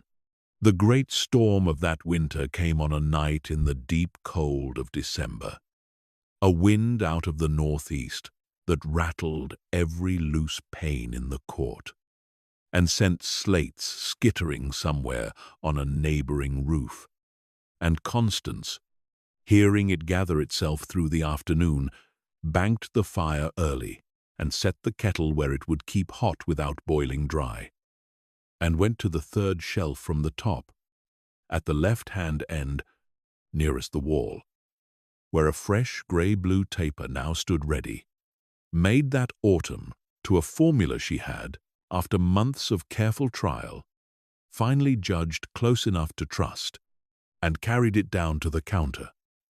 and set it in its holder, and struck the light, without any longer the strange charged hesitation of that first night,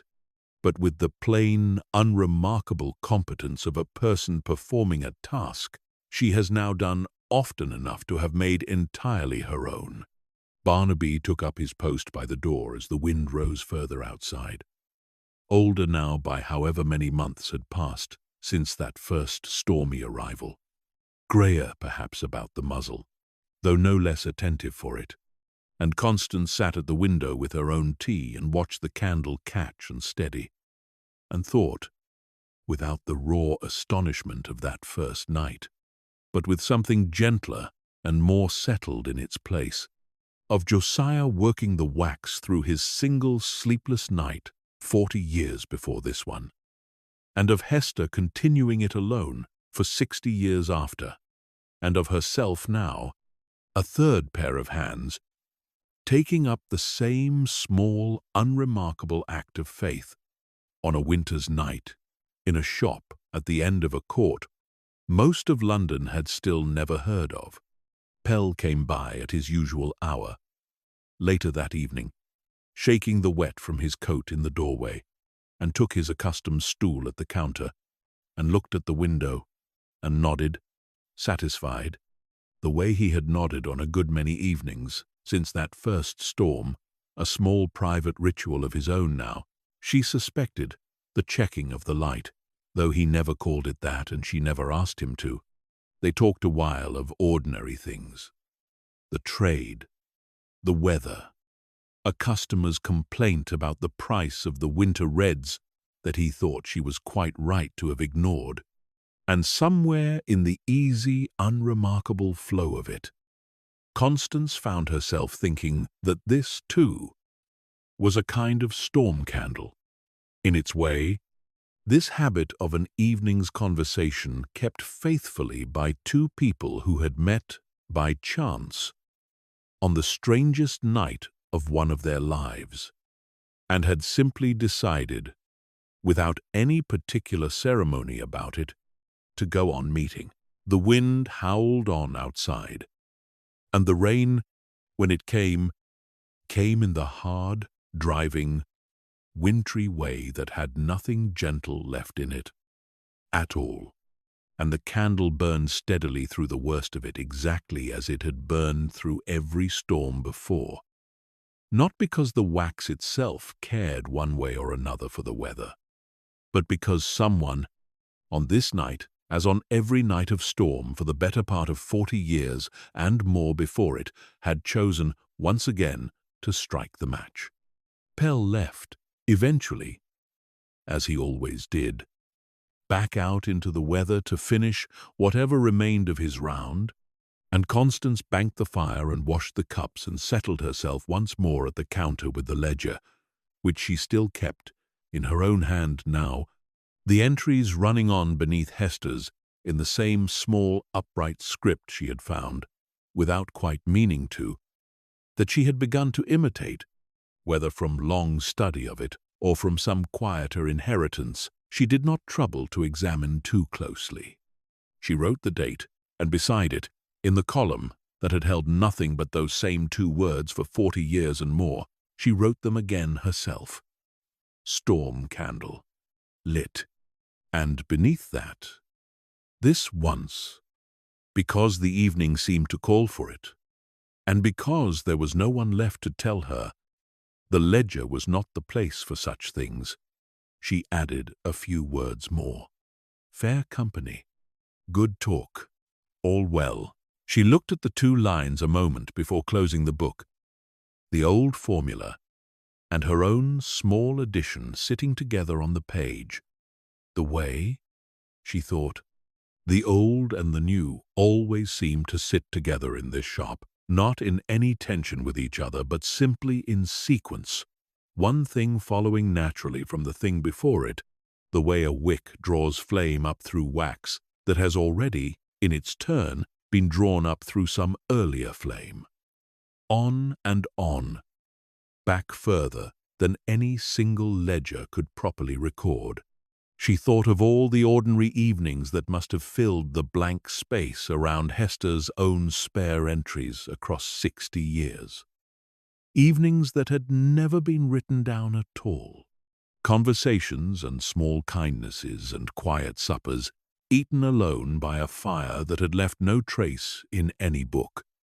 and understood that the ledger, for all its careful record of storms and candles, could only ever hold the barest outline of a life, the rest of it living on, if it lived on at all, in precisely this way, in the memory of an old lamplighter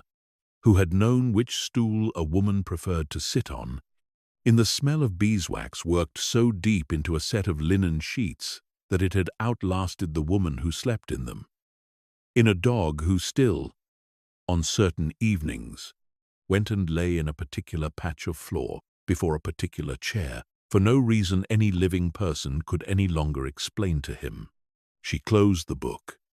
and sat a while longer in the mingled light of the lamp and the candle, Barnaby settled warm against her feet, exactly as he had settled that very first night, the wind still working at the old glass, the rain still falling steadily beyond it, and she found her thoughts drifting, as they often did now on evenings such as this. Not backward particularly, though there was always some measure of that, some remembered fragment of a Christmas card or a half-forgotten childhood afternoon, surfacing unbidden the way such things do, but forward as well, toward some unspecified evening in some unspecified year to come, when she herself would be old, older than Hester had been, older perhaps than Josiah, and some other pair of hands, belonging to someone not yet born or not yet known to her, might come to stand at this same counter on some other stormy night and find the ledger and the letter and the shelf with its single candle set apart from the others, and understand, in their own time, what it had taken her one long, strange night to understand herself. She did not know who that person would be. She thought, sitting there, that this was rather the point of the thing, that Hester had not known either. Writing her letter to whoever comes after me,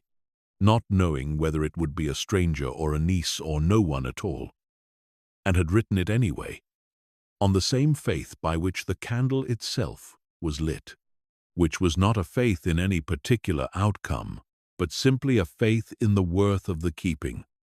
offered forward into a future neither of them could see the shape of, trusting only that faithfulness, once properly begun, has a way of finding hands willing to carry it on, even hands that do not yet exist,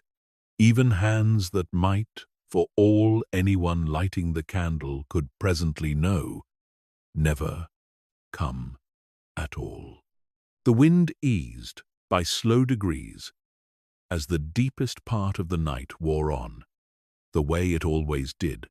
storms in the end being no more permanent than anything else, however absolute they seem in their middle hours. And the rain settled once more into that long, steady patience she had come, over the months, to think of almost fondly, the particular unhurried percussion of a London night winding itself down toward morning. The candle burned low in its holder, the grey-blue wax pooling and running exactly as it always ran, indifferent to the significance anyone chose to lend it, faithful only to the plain physical facts of wick and flame, and the slow consumption of itself in service of its own small, steady light. Constance did not sit up through to dawn that night, as she had, without quite meaning to,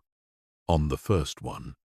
She had learned, over the months, the shop's own rhythms well enough to trust them, and trusted, too, that the candle would see itself through, as it always had, to whatever hour the storm properly broke, without requiring her own wakefulness to see it there. She banked the fire and gathered Barnaby with a soft word that brought him instantly and gladly to his feet, and climbed the narrow stair to the flat, and undressed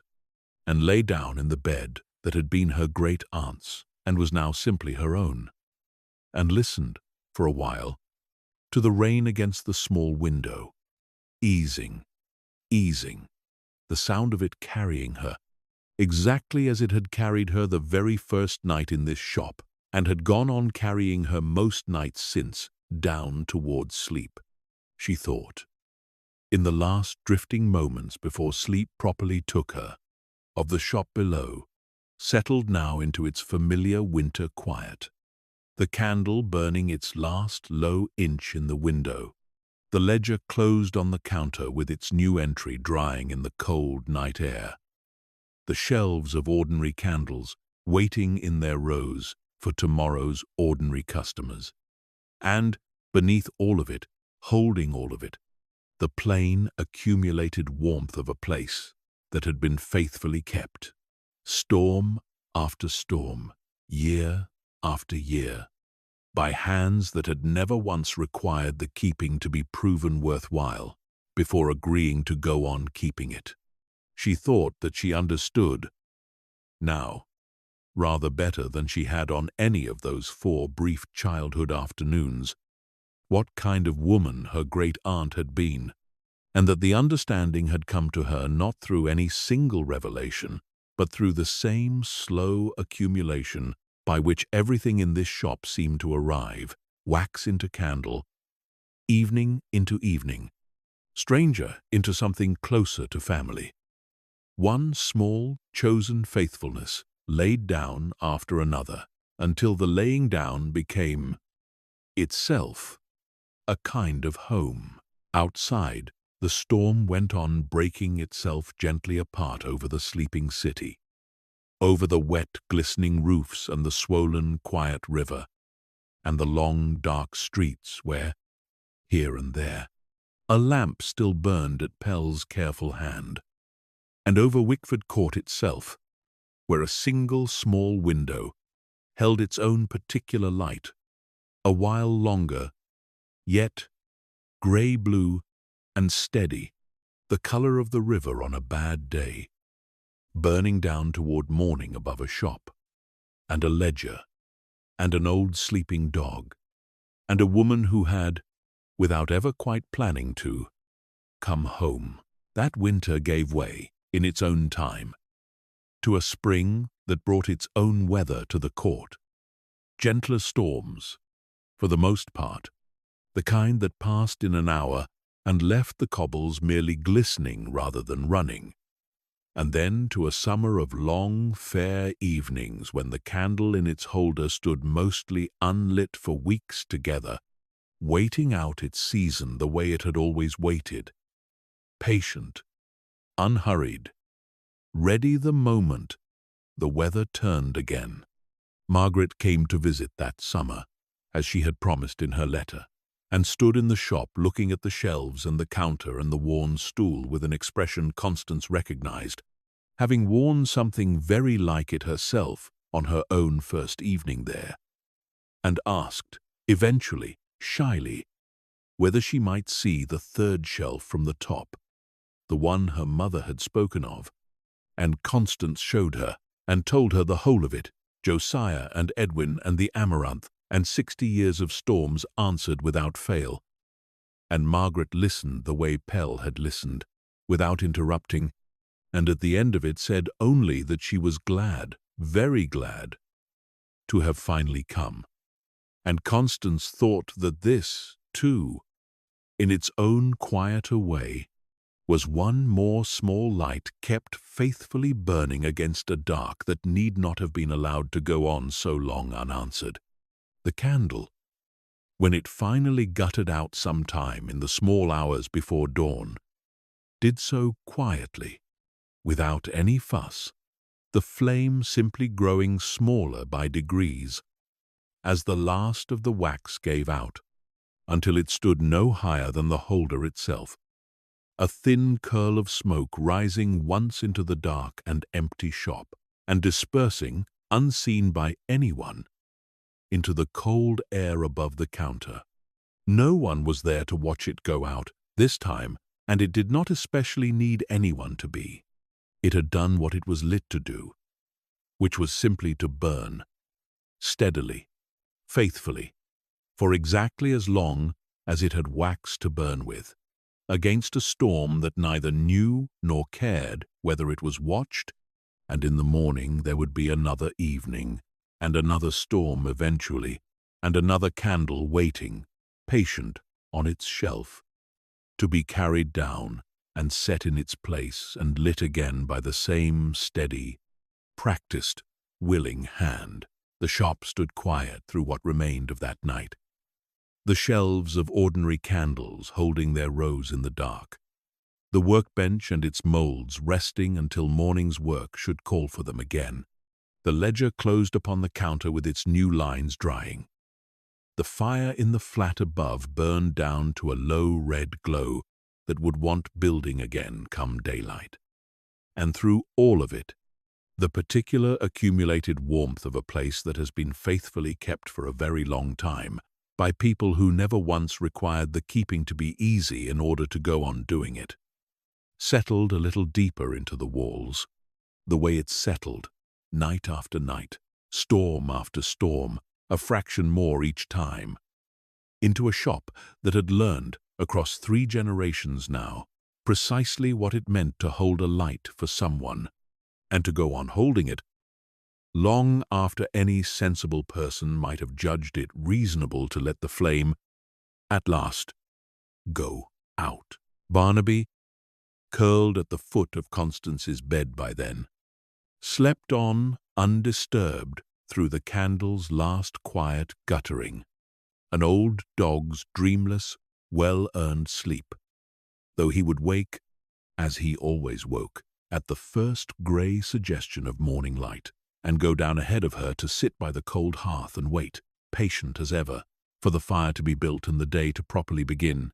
The same small ritual, repeated now for so many mornings together, that neither of them any longer thought of it as anything other than simply how a day in this shop was meant to start. And somewhere out beyond the court, working his way home at last along his own emptied round, Tobias Pell walked the last wet stretch of Fleet Street with his unlit lamp slung once more over his shoulder, glancing back perhaps, the way he had taken to doing most nights now, without quite admitting to himself that he did it, toward the dark mouth of Wickford Court, where no light showed any longer at that hour. The storm candle spent, the shop asleep, everything exactly as it should be on any ordinary night that has been properly, faithfully seen through to its end. If you have made it this far, I hope tonight's story has done for you exactly what it was meant to do, settled you a little further into rest, and given your thoughts somewhere gentle to land. If you enjoyed spending this quiet evening in Victorian London, you are always welcome back for another. Wishing you a peaceful night and a soft, easy sleep.